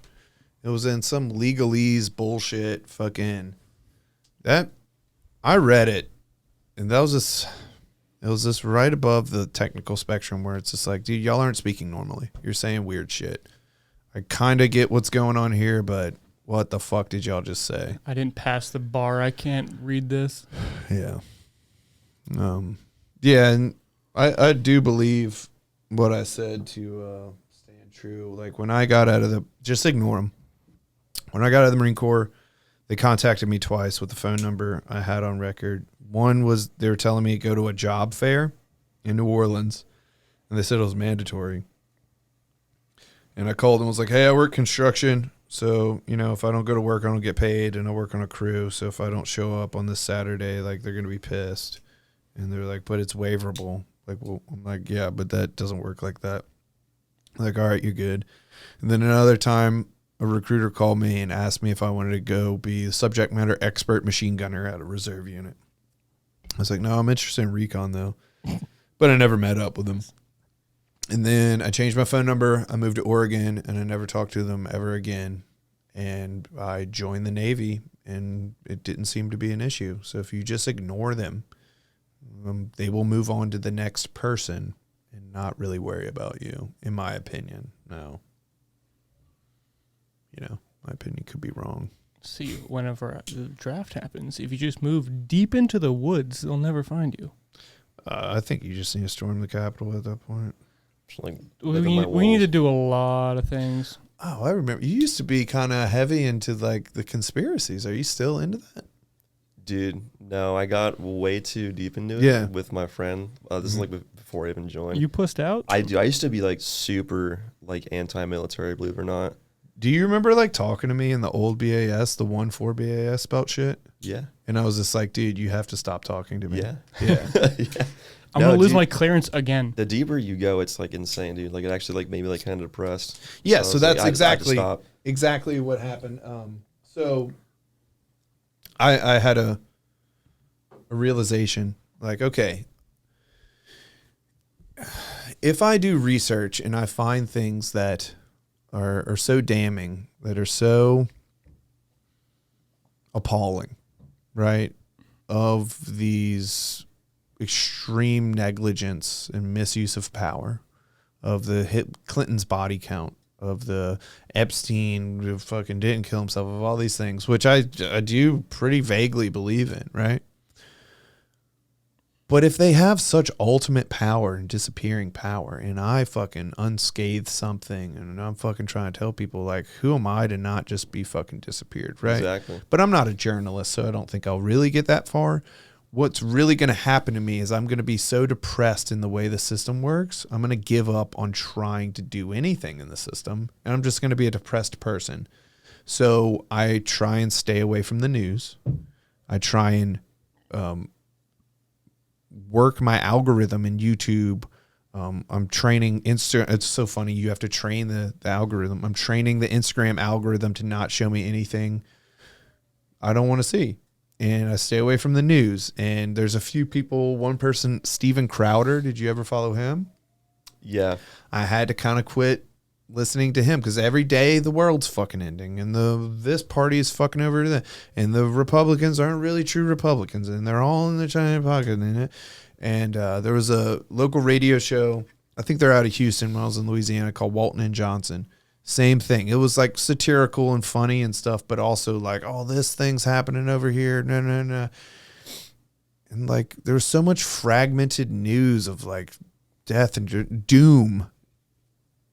And I would try and follow up with some of it, and I just couldn't find anything. I'm like, dude, well, what happened to all the corporations buying up all the real estate in America? And, you know, I get on Zillow, I can still find houses. So why hasn't Chase Bank and fucking Google bought all of the property, and China Communist Party bought all the property?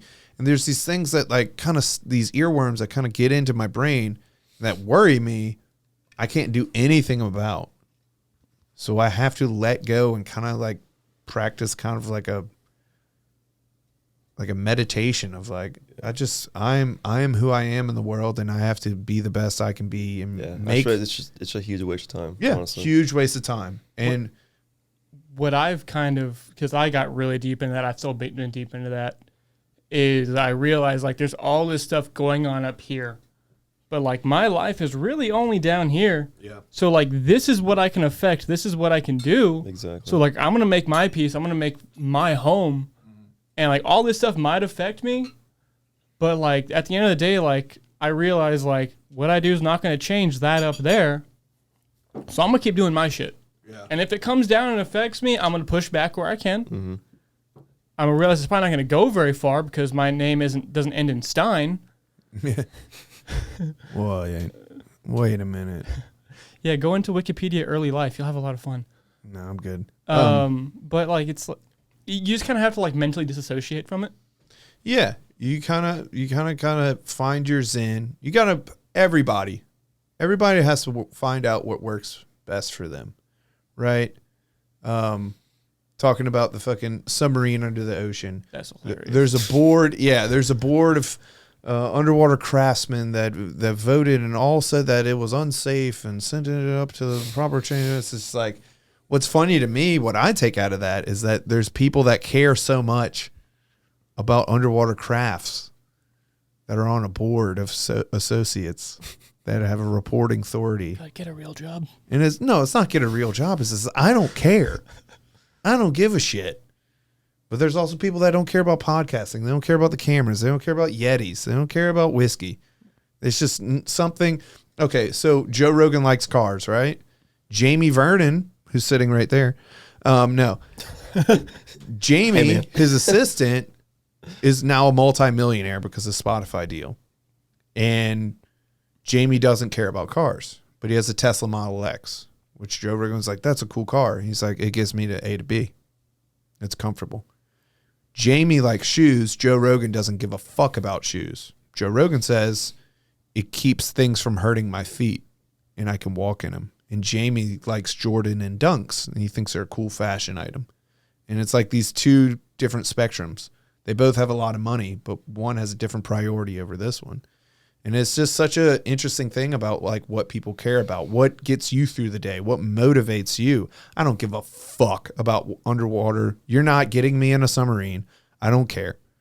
But they have people that's like they're pilots under the ocean. Like, that's cool, man. That's great. I mean, I scuba dive, but like that's different, brother. It's different. Like, I'm not going there. I'll do my shit up here at like 60 feet, and that's cool enough. But when you get down to the tens of thousands where a snap of the fingers and I just don't exist anymore, yeah, no. That's crazy to think about. So they died faster than your nervous system has the capability to process pain. I think that's way better than them running out of oxygen and eating each other or killing someone so they have more oxygen. Hey, at least the submarine had a toilet on board. Did it? It was the only submersible that had a installed toilet. That's pretty wild. I watched a tour of it before they went down. What's funny is the monitors they had mounted was screwed into the carbon fiber walls. It's there's like, I've seen rednecks with better ingenuity. Yeah, it's like idiotic idea after idiotic idea. Why? Joe Rogan, the dude that was actually Marine, Brian Simpson, was on his podcast pretty recently, and it was like an old podcast, but it got released later. And they're just going over it, and it's like point of sight remote control, right? So the submarine deploys from the ship, and the remote control for the submarine is held on the ship, and it can only be controlled within basically line of sight. And so once it got pushed over here, whatever, they lost too far the distance for the radio frequency, whatever frequency, and so they have no control over it. Like, how idiotic can that be? The window wasn't rated enough. They have carbon fiber, whatever, all these different things, and they're just like, send it. Let's go. And then Cardi B got mad at the stepson of the billionaire for going to Blink 182. It's like, look, the stepson of a billionaire, not known to be a family man. Billionaires really, their priorities a little different than you and me. His stepson was like, fuck it, we ball. Let's go to fucking Blink 182. I've had these tickets for months. She's like, that motherfucker. I can't believe she talks the way she talks, like as a real human. Ebonics. It's a real thing. It's a real thing. Did you not know that the phrase whiling out was Ebonics? Mm-hmm. Skeet, skeet, skeet was Ebonics? It's just these normal terms, well, normalized nowadays, turned out to be Ebonics. I thought it was like a Jamaican person spoken broken English. I thought that's what Ebonics was, truly. I love Jamaican people. I ain't got nothing against them. No, all of the civilian contractors in Cuba. What about you? Do you hate Ebonics? Are from Jamaica. Like, they take a shark flight over. They'll fly home on the weekends. They are from Jamaica, and they are the nicest people to ever work with. Yeah, but they put their food in the microwave, dude. It's going to change the pH level in the room. Put their food in the microwave? You haven't heard that joke before? No, I haven't. Some like Haitian dude fucking at a clinic just like opens up some like weird meat fish dish and then puts it in the microwave. It's like microwaving fish. It's just like, what the fuck is that? It's like, this is my home cuisine. And you're like, dude, that is inappropriate for the workplace. That smells awful. And they decided to put it in the microwave. No, we just had, so all of our firefighters, like our housekeepers for the hospital, were Jamaican. Mm-hmm. They had their own like restaurant. It was called Jamaican Point. They got shut down every other month because it wasn't up to like EPA standards or something. Like, it wasn't safe to eat. It still tasted amazing though. Nice. But I got 20 more pounds to go, so we're fine. Yeah, you're good. You got that dad bod. No, I don't, dude. I got fucking traps and biceps, dude. My tailbone hurts. But like, they were all the nicest people. Like, my chief on deployment was Jamaican. zero accent, and I got away with like mocking the fuck out of her. She was like, "You're from Jamaican?" I'm like, "Yeah, I was born in Jamaica." He's like, "You don't sound Jamaican at all." It's like, "Yeah, I do." It's like, "No," I was like, "Jamaican are like, hey boss, go ahead, can I clean your room too, boss? Like, is it good to go?" I'm like, "Yeah, man, good." Like Jamaican people, like nicest people ever. Hard work. It's like they're like Hispanics, hardworking, super nice, highest blood pressure I've ever seen, because they have the most salt ever in their food. Does salt give you high blood pressure? It can. I think it's processed salt, right? Like table salt, not like. I have no idea. Yeah, But, I think that's mostly genetic. The whole high blood pressure I thing. think a lot of it is because and just bad food. I don't know if it's necessarily salt. I don't know, because Cuba was mostly Filipino and Jamaican, and just their diet.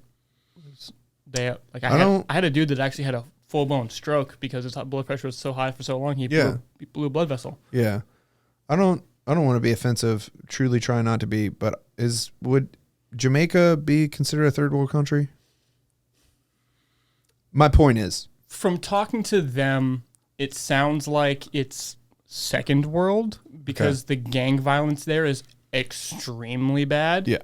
So let me say this. Let's just say countries without a corporate structure, monetization on, they don't have H-E-B and fucking Ralph's and Walmart, right?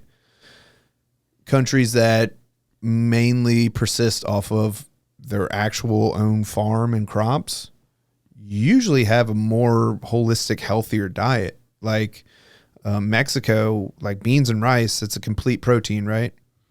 It's a very healthy diet. Now, when you get a Gordito Supreme with fucking fake ass fucking cheese and not dog meat, but like dog food quality meat, and a shitty tortilla, like that's different. But actual Mexican food is pretty healthy for you.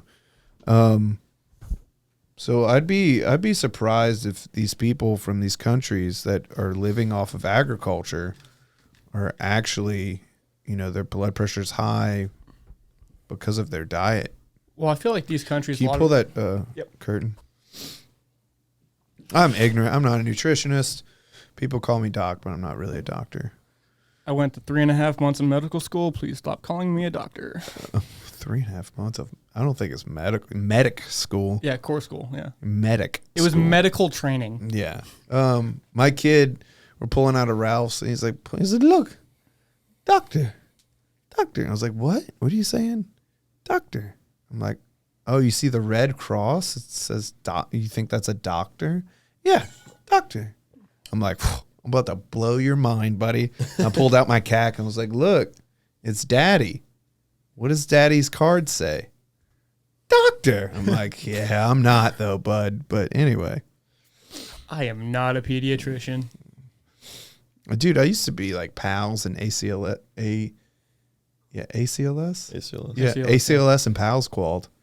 I never got, I got like BLS, but I never got ACLS. BLS, ACLS, and PALS.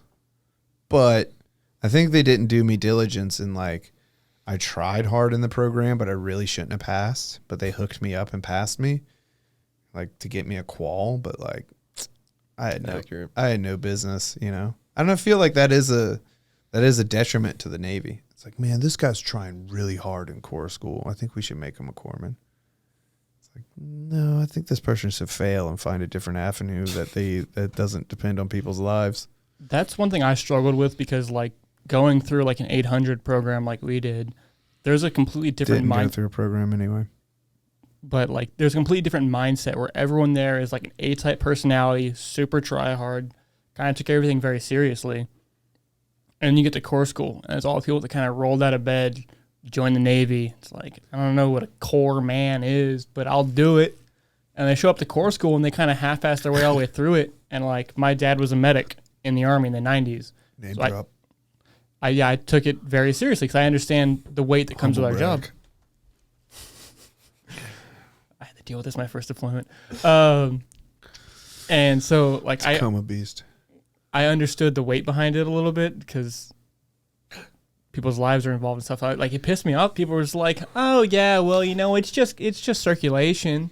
It's like, no, like that's people's blood. They need that. Like please stop, It really pissed me off that some of these people were just like straight up idiots. Didn't get it, didn't care. Yeah. What do you think about it all, dude? About what?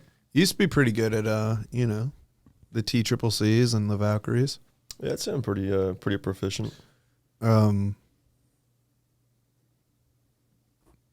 surprised me. What was that? So we met each other in FMTB. Mm-hmm. We had a casual relationship throughout, showing up. And you're very very Cali, kind of like surfer. And you're like, what do you mean? It didn't specifically say. And so I'm not saying I thought you were dumb, but you kind of seem like a Cali bimbo. I'm not going to, does that? Interesting. No?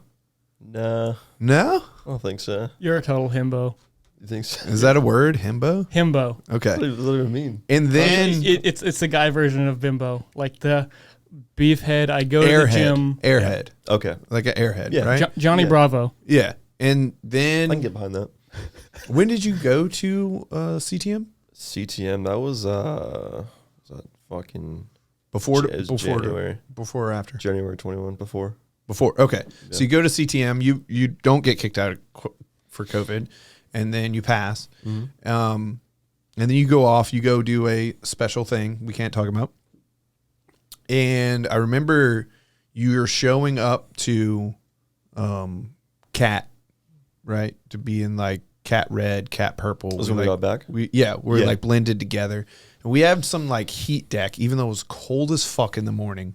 Before that, I remember that. And it's like, ma'am, Pedraza, you and me. There's way too many people. It's frigid cold, and we have a fucking. Wasn't for Gunsmoke Challenge, was it? I think it was, or something along the lines of that. And we have a kiddie pool full of ice, and ice chests in a litter. And like, this is retarded. This is so dumb. But I was like, yo, what company? And you're like, Ghost. I was like, not clicking. I'm like, golf? You're like, yeah, we go by Ghost. I was like, oh. And then you're in CAT, and I'm building a TCCC program to teach the now seniors and the booty boots. And you're getting an award for what you did. And was it for HKIA or for your special mission? I think both was on there. It was both. Yeah, I'm but pretty sure it was both. I just remember, like, I don't know if you want to talk about it at all, but like, you were treating someone, and you were like very good at treating that person. And I was like, oh, I didn't know he was like actually good at this. And then I heard about you being with a special program and then also doing teach backs over and over again at this special place, unnamed place with people, and really working on that proficiency. And you were like, yeah, dude, I've taught so many fucking classes. And I had you go over my TCCC program, and you're like, yeah, this seems good. And you're like a Valkyrie instructor, right? Mm-hmm. And I'm like, damn, dude, this dude's good at medicine. And then we just hadn't done anything for so long. And I think this is important to talk about. Like, oh, yeah, I'm good at TCCC. Well, yeah, you're probably proficient, but when's the last time you've done a Layne? Wow. And then there was some like test out somewhere over by like the MWR, and like I think you failed. And you're just like, dude, I haven't done this shit in fucking like it was close to 6 months. The fucking lamb rocks on a crike. I'm like, bro, I don't remember this I shit. fucking Like, remember. fuck. I just thought that was like such an interesting thing. Like for me, I built you up to like this person that knows their shit, and then you're just like, I'm so out of practice, dude. Fucking. I'm like, oh, we're all fucking human, you know? Dude, like, you don't realize like how like Perishable. exactly how perishable that skill actually is until you go and do it. right. It's crazy. They made us do lanes to get on deployment, and Oh, that for- shit was in. For EOTG, For EOTG, they had, it's like a mini stops, so it's all like that shit was miserable. Yeah, like all of us are like, we had like 2 Marines and us, 3 patients, and it's like, I don't tourniquet. Yeah. I think it was the only one that was Valkyrie qualled. I was Valkyrie. And so you were? Yeah. Interesting. Yeah, you got up from CTM. CTM, yeah. Nice. That's why I want to go back. But yeah. It's a fun course. I want to go through it. I don't think I'll be able to go till September. I really just want to, especially because I keep talking about it. And it's like, I need a CTM or Valkyrie? CTM. Okay. I want to pass CTM. I want to go through the course for multiple reasons. A, I got kicked out because of COVID. So it's like something like, I could have done that. You know, the whole buds thing, like, I could have been a SEAL. I just never applied myself or tried at all. And like, okay, buddy. But like, in the back of my head, like, man, I can do that. I just need to do it. I want to get all brand new certs before I go to Italy because I want to possibly, it's still like up in the air if I really want to do this. I don't know.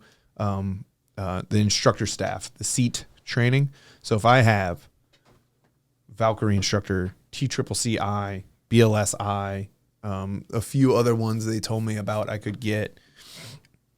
And just a way to like knock that all out real for 2 of them is graduate CTM and then go back a week later and get my instructor cert teaching some kids how to do Valkyrie. Yeah. So prove myself I can and fucking kind of, earn that stripe. I think, dude, honestly, I think a big thing about the FMF pin is like, do you have CTM qual? I think that should be a part of it. Like, oh, you want to... I think that like weight has more weight than a fucking FMF pin. I do too. I think that that's your actual fucking job. You're not just remembering some fucking book. Especially because we wear the same pin that Pogue units wear. Mm-hmm. Mm-hmm. I think there should be like a GCE fucking pin. And I also just think the pin's kind of dumb. I think it should be, do you want it? Yes. No.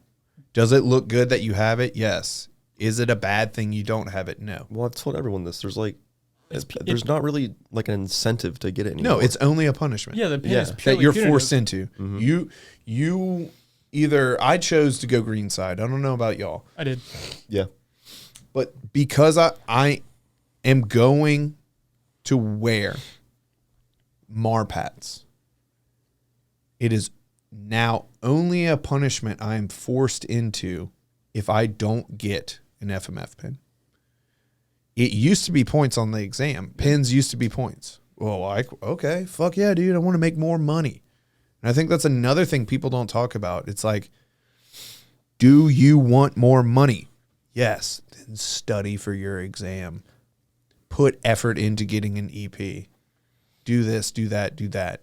Volunteer, collateral. I got frocked, so I'm not getting paid till I'm on terminal. Yeah, I totally forgot that that's a thing. Mm-hmm. 6 months. Damn. You got meritorious, right? Yeah, I got mad. Mine was instant. I got fucked out of my meritorious by my chief. Dude, you got fucked. I got career ham-fisted my whole career. Dude. They, I had a deal with one of my HM1s. It's like, hey, you work on your tact, I will get you promoted because you have every other quality. Tact. You mean their approach, their bedside manner? Not saying stupid shit in front of the wrong people. Was this a Vietnamese? No. HM1 IDC? No. Oh. It was not. It was H1. Great guy. Absolutely great guy. Oh, it he's wasn't. A good dude. Hmm? He's a good dude. He's an amazing it guy. It wasn't HM1. No. It was not. Oh. He actually came around during deployment. He became a really good guy. I heard you laid into him for 45 minutes for no fucking reason because he's like, anybody got any issues? Anything going on? Anybody need to talk to me about anything? No, I did that to CMC. And you just fucking, you just laid Dylan. Do you know you and Dylan, he doesn't like you? He hates me. Okay, good. It's well known. Yeah, dude, they made But can y'all like be in the same room together or? Yeah. We still talk to each other. That's, I think that's like. It was awkward when I got back from ship and they weren't hanging out anymore. Yeah. As soon as he... What happened? I don't know. As soon as he left on ship, they made a new group chat that they named Don't Scare the Hose, which was his group chat saying that I was always scaring women off for some reason. Even though I get that. Even though they were all married or had girlfriends. No, I get that though. Yeah. But like... So as soon as he left on ship, they made a new group chat, didn't talk to me anymore, refused to hang out to me, didn't tell me why. That's kind of some gay some pissed high me school off. bullshit. Yeah. That's not super cool. Fuck you guys. Yeah, no, so it really jaded me. And then how I kind of am is if there's no work to be done at work, I'm going to go hang out in my room. And if shit comes up, shoot me a text message and I'll pop to and be there in 2 seconds. Oh, I'm right there with you, buddy. And so... Okay, hold on. Let me cut you off for a second. Yeah. Let me just formally apologize to you for kicking you out of the group chat twice. Well, maybe once. It was just one time. I was gonna say twice. Sorry. Was I in the group chat again and didn't know? No, but like the camel that broke the straw's back. Was it the toilet full of poop? No, maybe it was in the moment, but for me, it was we're using this chat as a means to hopefully find 2 Marines, and you're like, yeah, anyway, and I was just like, look, you were my corpsman. Yeah. We had a good relationship. Oh, yeah. People can say what they want about you. I think you're a good dude and a good corpsman. But that pissed me off, and I don't really remember the shit bulge. But let me formally apologize to say I hope I didn't exclude you in a way that made you feel ostracized. I was like, I said something dumb. I got kicked out. I'm like, yes. And it was funny because we were roommates, and so the group chat was very active after that. And he started laughing. I'm like, what? It's like, oh shit, in the group chat. I'm like, oh yeah, the group chat I'm not in anymore. And he'd like hand me the phone. I would go like, that's funny, and hand it back. I tell him like, hey, tell re-add me. He's like, nah, bro, I don't want to get kicked too. Who was that? Him. Yeah. I was like, funny. If I ask to add Cade back, they're gonna kick me out. Yeah. I know I'm a retard and I say dumb shit. I just look. I try and say funny things. I've removed myself from multiple chats because I think it's hilarious, and also I'll be fed up with something. But truly in life, I don't really want people to feel bad. So I hope I didn't make you feel bad because I had you removed from the chat.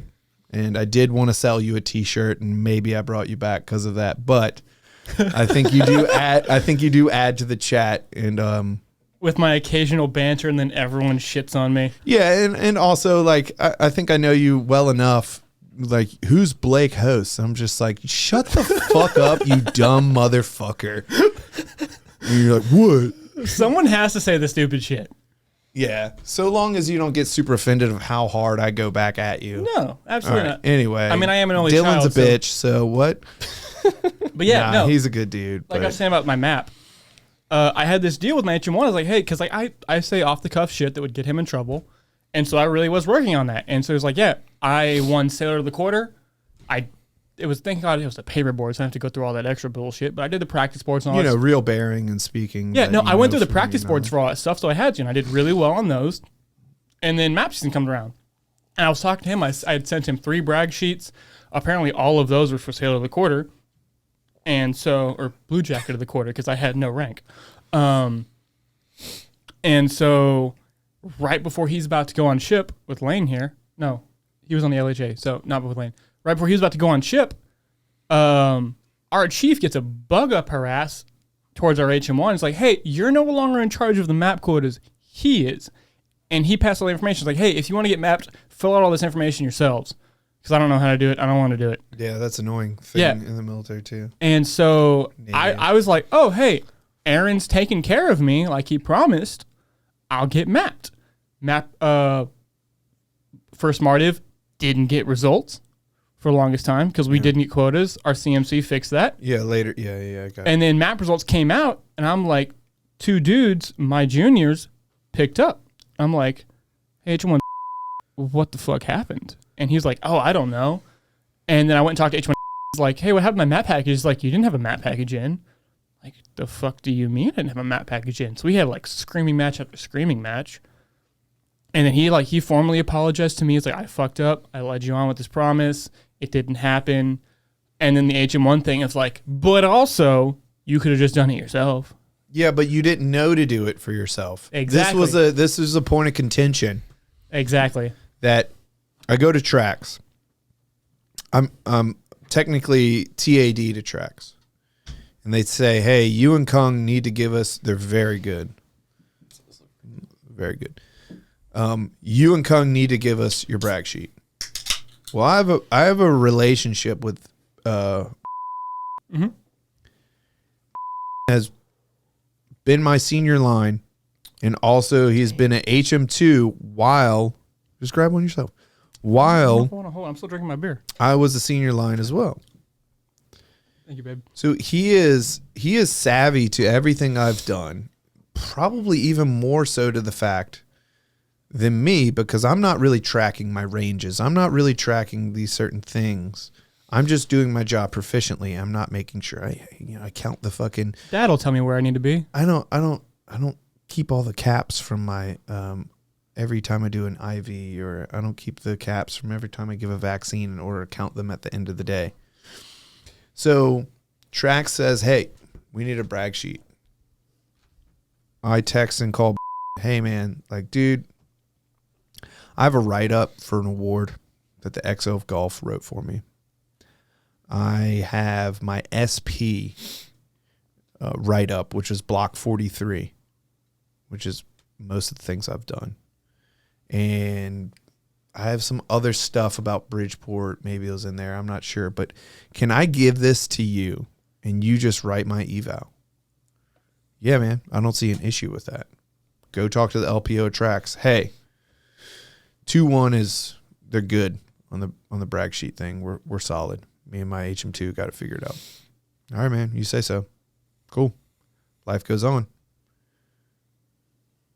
We don't have in our ranking boards because he hasn't submitted an eval, and it's like time for the eval. And it's Trax wants to pull me over to them for their quotas. So me officially leave 2-1 and be in Trax. And at first I'm like, whoa. I'm like ranked number 2. I know this because I have all my peers or friends are on the ranking boards. They're HM2s. They're Drake and Elijah and Perez. They're telling me I'm number 2, and also it makes sense because I'm the only senior left around. I was a senior line, and everybody else is just booty boots, right? So I'm number 2. I'm about to, out of, however many corpsmen, there's 30 of them, I'm about to be number 2 EP out of the HM3s. I'm going to come over to Trax. I'm going to be one of 5. And, dude, if I don't get an EP, I think that's a disjustice. And if I do get an EP, I think I'm fucking over somebody that deserved an EP. And I'm texting Columbus. He goes, well, I never got a brag sheet, so we don't have you anywhere. I go, what's going on with this? He goes, I'm pretty sure. Let me talk to Perez. Perez goes, man, all I have is your block 43 from your last one. I don't have anything. I go, did you write it? He goes, I'm pretty sure I did. Damn. Maybe I didn't. Now, I could see how that is on me. But I don't think it's on necessarily. But I'm getting pushback saying you didn't do diligence. You didn't give us a brag sheet. Well, I thought that was handled. I thought we were done with that. And now I'm getting a bunch of pushback. You thought your map package was done, so you didn't have to build one yourself. So therefore, once it's already said and done and it's past the point, hey, I'm sorry you're not meritorious, which you outclassed everybody else here that did get meritorious because I dropped the ball. But also, I'm a first class and you should have. Cool, man. You know what you're teaching me? Not to trust people. I'm going to lose about $7 to $8 grand because of that. Not to make sure I micromanage, to make sure I nag people, to make sure things are done in the way that I can't trust people. Lost my award package for my 2-1 end of tour. Yikes. Yep. Yeah, So that's also why I didn't pick up last year. Yeah, but you also didn't deserve it. But no, I'm just kidding. Thank you. Fucking with you, man. You sound like my dad. Anyway, that's 3 hours, guys. Really? That does go by That fast. goes like fast as Yes, hell. sir. Gotta bleep some things, cut some things. A little Yeah, bit. please. Yeah, I got you, dude. Don't worry. Gotta bleep that too. Hey man, where'd you get these at? Ralph's. So those are Ralph's? yeah. I don't know if I have a Ralph's by me. Those are good. Try Google. Yeah. Yeah. Yeah. I don't know what that So is. though, Just try looking. I think they say Kroger or they're what do they say on them?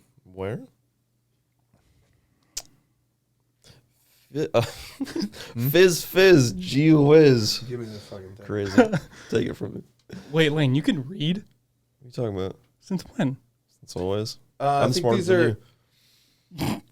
I think there's a Kroger and is what's the thing everyone goes to, the big box store? Costco? Costco? Yeah, is that Kirkland? Kirkland? Yes. Yeah. These are Kroger. Kroger is Ralph's brand, and Kirkland is Okay. I've gotten that. I just got a Costco membership. Yeah, Did you really? I'm kind of anti. My dad got one and Dude. signed me on as a second user.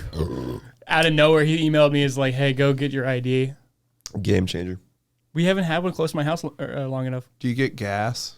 Yes. Yeah. No, Gas from there is yet. fine. No, I had to buy gas. on Hey, my why hair. did you get rid of the BMW? Oh, dude. So, Fuck your 3 hours.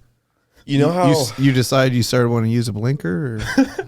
Well, that's part of it. It was this other But, stick do. So, you know how Pendleton put in those like speed bumps outside the gates, right? Yeah, So, when they first put them in, there was no label for them anywhere. Right? I've hit those things going pretty fucking fast. So I hit one outside of the San Luis gate going like 50. Bottom out. Yeah. So fucking bad. And then that entire ride home, there was like this like how do you even describe that? Like a scraping sound right under my fucking center console. Knock your muffler loose. I have no idea to this day. But you just traded it in. No, so I drove that all the way up until we deployed with 1.4, and so I had kept it in my mom's garage. Like, obviously took insurance off it, blah blah blah.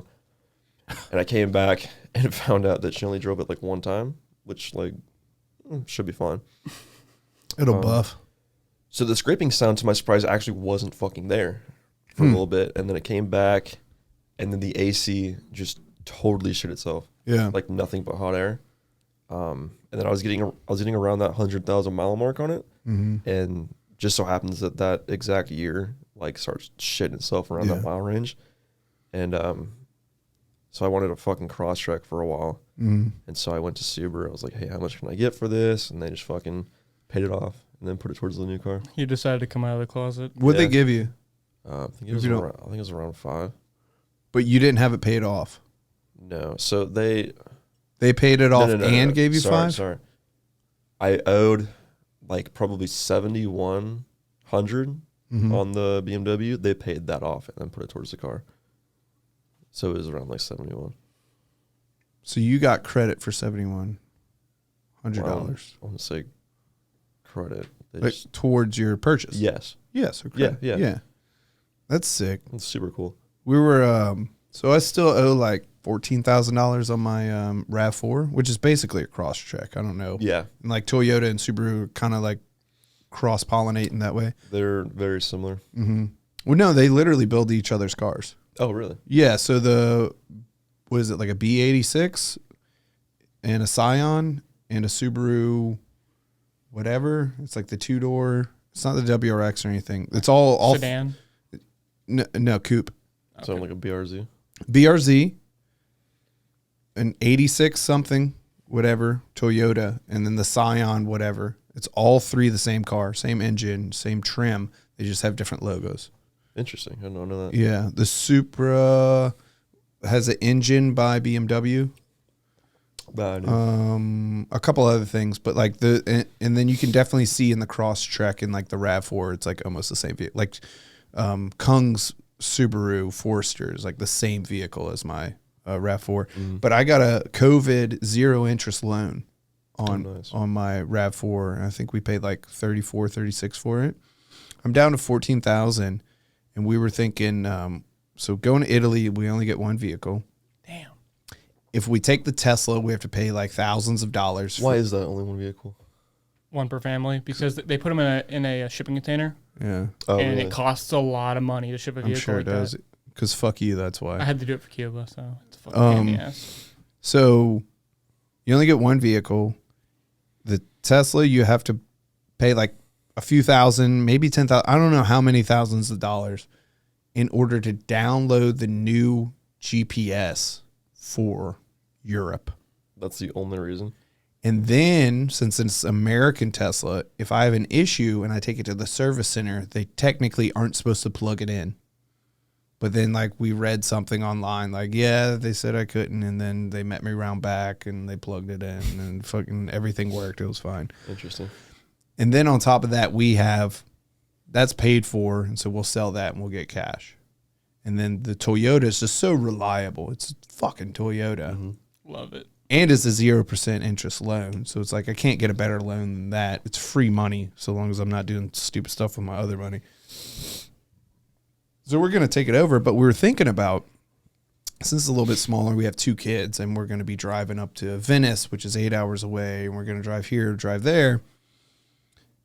Should we get a 4Runner? 4Runner's like whew, $60,000.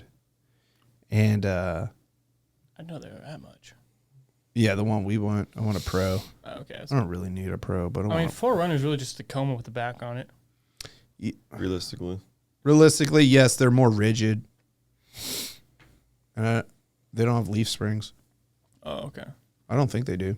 That wouldn't make sense if they did. They just look like a Toyota. They're more with a rigid camper because bed on they're you know because of your bed. It is actually kind of like a god damn it. I'm digressing. Because of the split from the bed to the cab. That frame can twist more, which could be considered a good thing or a bad thing. So long as the frame doesn't get out of shape from twisting, I would say it's a fine thing. So but in ride quality, the 4Runner's more stiff, and the whole cab will shake left to right instead of twisting. The back is going left and the cab is going right. It's more luxurious for sure. Have you been in a 4Runner? Mm-hmm.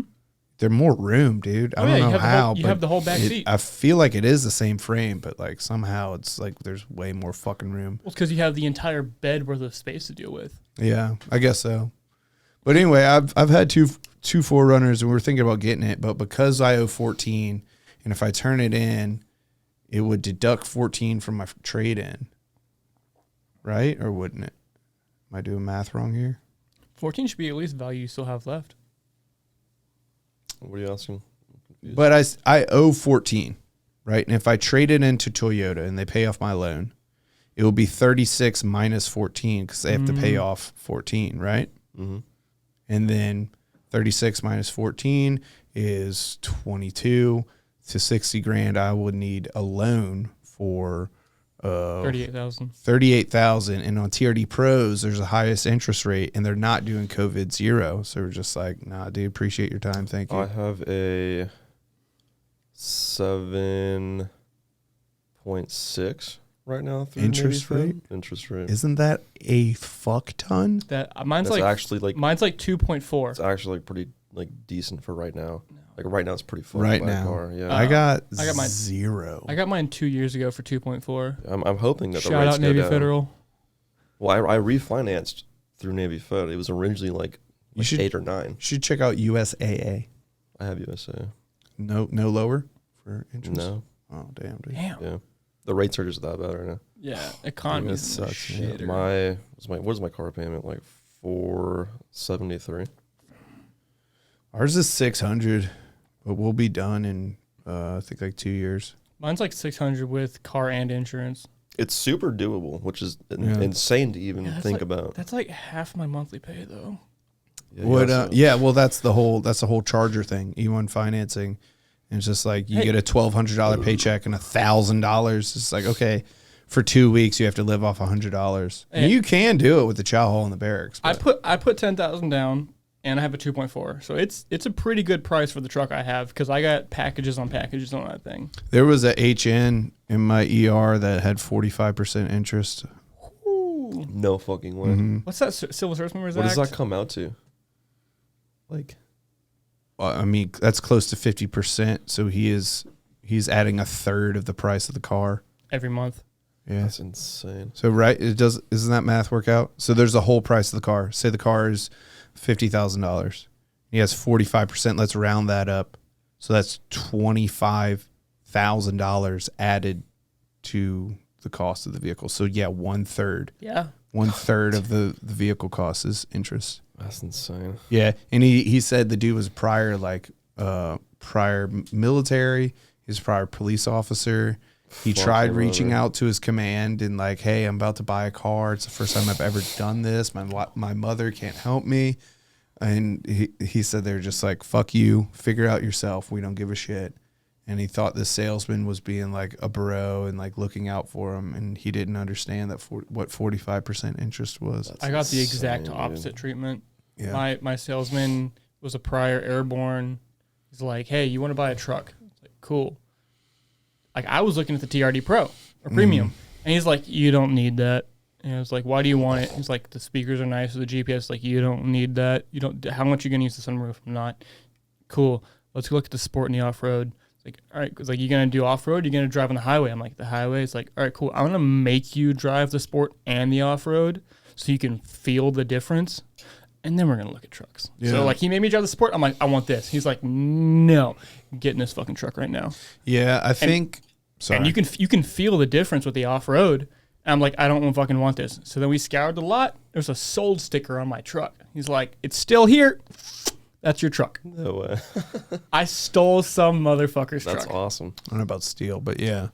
I think it was reserved. So what I was trying to, I used to have a Tacoma, and then went from I put like 33s on it and like 18-inch rims and like ruined the ride. I have not touched mine. But it had chrome bumpers and whatever the fuck. I had the chrome package. And I remember my dad totally knew a guy, bro.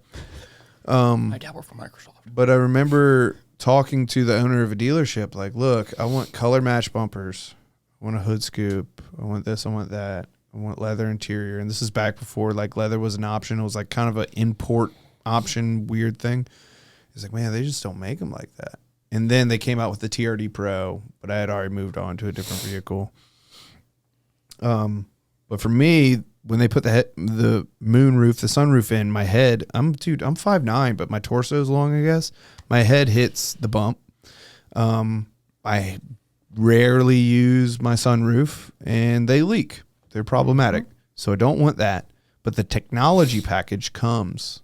Love the technology package. Does it? Do you have a sunroof? I don't have a sunroof, but I have the blind spot cameras. Those things are money.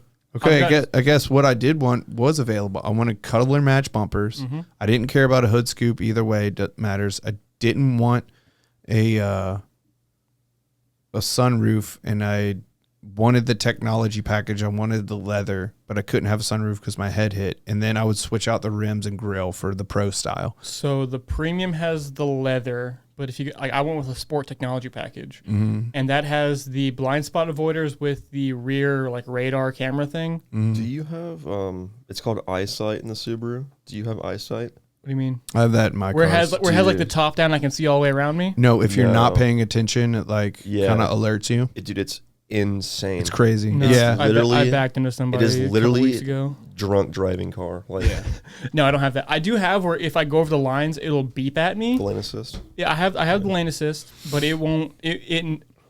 If I'm not braking hard enough, it'll pause my music.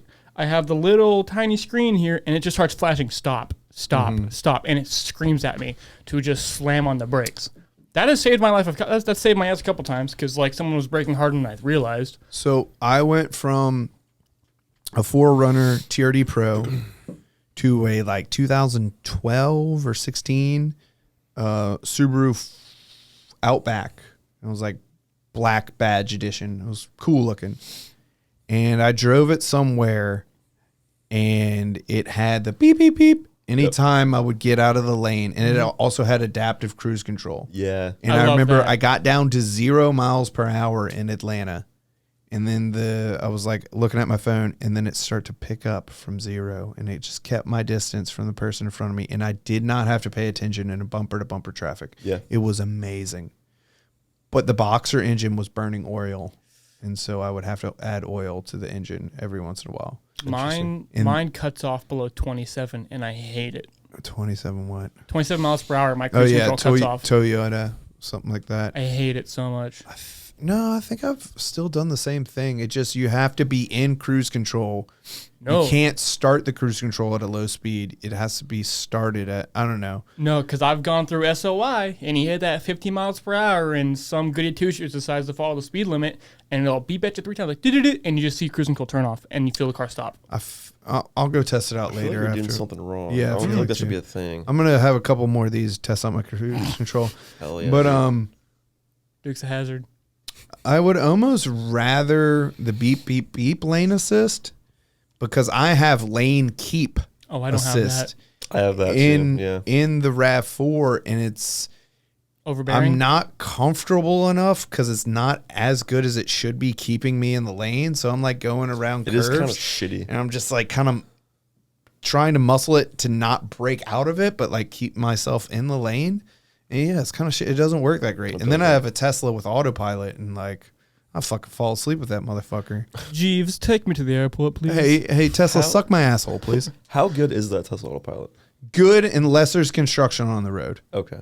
Because when I drove from Louisiana out here or to Texas with my mom's Tesla, during construction where the white lines go away, it's like it'll freak out and spaz out. And I did it at like 1 o'clock in the morning. I was wide awake, but it like, even though I'm death gripping the steering wheel, I'm in autopilot and it wants to yank me somewhere randomly because the lines went away and it's like searching to go and like wakes up the whole car for a second. My wife gets mad at me. There's some areas on the 5 where there's no lines.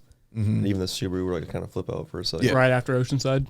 Yeah. Have you seen the picture where someone took a self-driving car and they trapped it in a circle of salt because they used like the line and dashes to like do a do not cross line? Oh, that's kind of fun. Dude, the And internet. they trapped a car. Yeah, the internet is fucking funny, dude. Love the internet. I've been on it too much.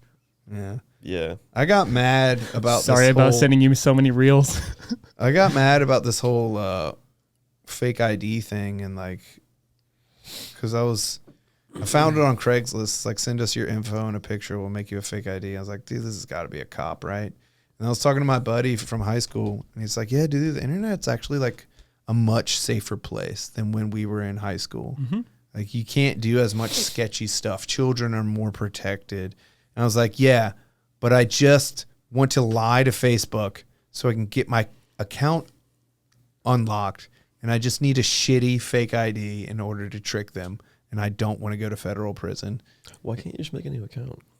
Because they want to stop scammers and stuff. I could make another account. Isn't it just that easy? Yeah. But I wanted to use my account from YouTube for my... Couldn't you make an account and then just hide your last name so that no one can view it? I don't want Facebook to have my last name. I don't trust Facebook. Trust me, your Facebook already has your last name. I'm sure. Well, my Facebook already has photos of me. Facebook probably has a 3D tagged with my full name. Yes. Facebook probably has a 3D scan of your asshole already. Oh, dude, I hope, bro. That's a funny thing. So we were talking about smart TVs, right? And you're like, I don't give a fuck if you're watching me beat off, right? That computer over there has a camera. Mm-hmm. And like if I'm beating off to porn, I just think it's hilarious thinking about the fact that some dude would have to monitor hours and hours of video of me just like thumbing my asshole, like beating off. Just like, God damn it, dude. My FBI operative. How big can the dildo get? Jesus Christ. Go Red Sox. Yeah, dude. Crazy All right. comment. Thank you all for coming. Yeah. Dude, thanks for Thanks for having us, man. It's fun as fuck. It was fun, huh? That's cool. Great time. Goes by way too quick though. I know, right? I understand why everyone's like, when can we do this again? When can we do it again? I'm glad you like that. Spoke too soon, I guess. It does have notes of like caramel Yeah. and sweetness. Yeah. But I taste the vanilla. There's an extreme spiciness to it as well. It burns. Spice. Yeah, he makes moonshine. I have a whole I fucking like 2 liter, moonshine.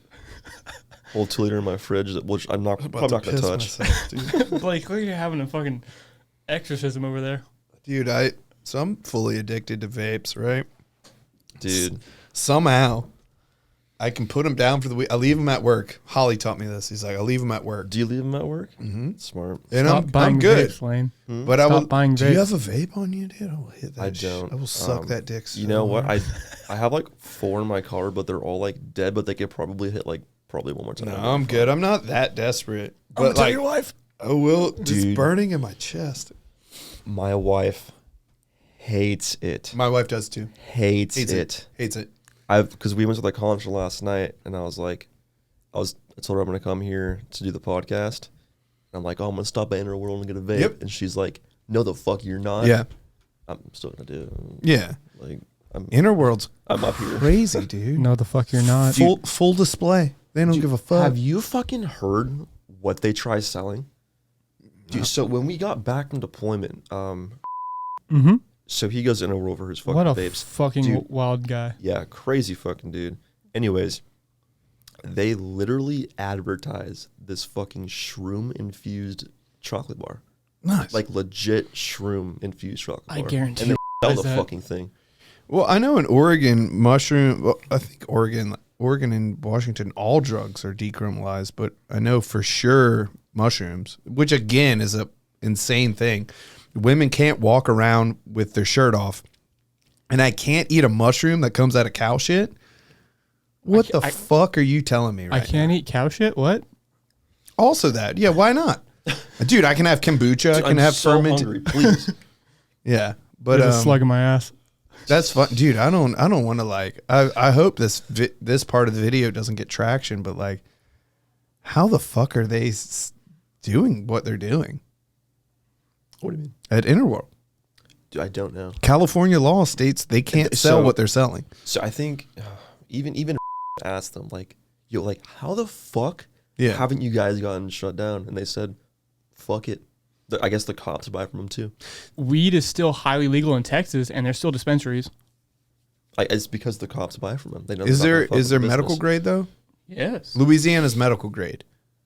Oh, no, it's recreational. They'll sell it to anybody in Texas, but it is still highly legal in Texas to have marijuana. Really? Because Austin is so hippie, they're like, Oh, Austin. it's gotten down to where weed is just a fine now.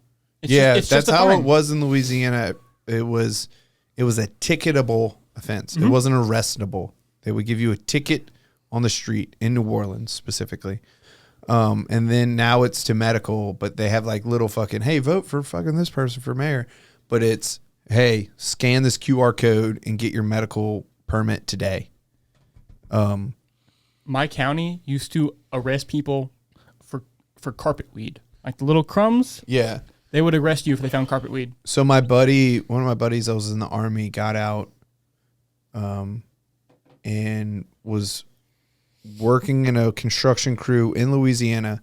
Someone gave him a vape pen. Mm-hmm. He went to Texas. He was driving the van, and they're like, hey, we need you to bring the van back to Louisiana. Someone hits him. Not his fault. Talking to the cop. Cop's an old army dude. He's an army dude. Cool. And then the cop like flips a switch. He's like, hey, we're going to search your car. He's like, what? He's like, is there something in here you don't want us to find? He's like, no, I guess not. He didn't even think about the fact that he had a vape weed pen. And because it's a concentrate, he got a felony. Damn. In Texas, dabs are a felony. Yeah. That's crazy. It's bullshit, dude. What is your legal cost to search my car? Well, he didn't think about it. He thought this guy was being chill, and he also, I think he forgot about it for the most part. Can't fucking trust cops, bro. Nope, Can't I don't fucking trust. trust I don't anybody. trust any anybody. fucking cops. Fuck the feds. No, dude. I don't know what y'all are talking about. I What? work for the feds. What are you talking about? Please don't trust the feds. You don't work for, you're not.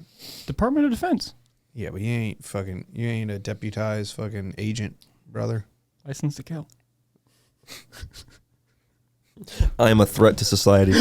Yeah, you're a threat, all right. I want to watch this somewhere.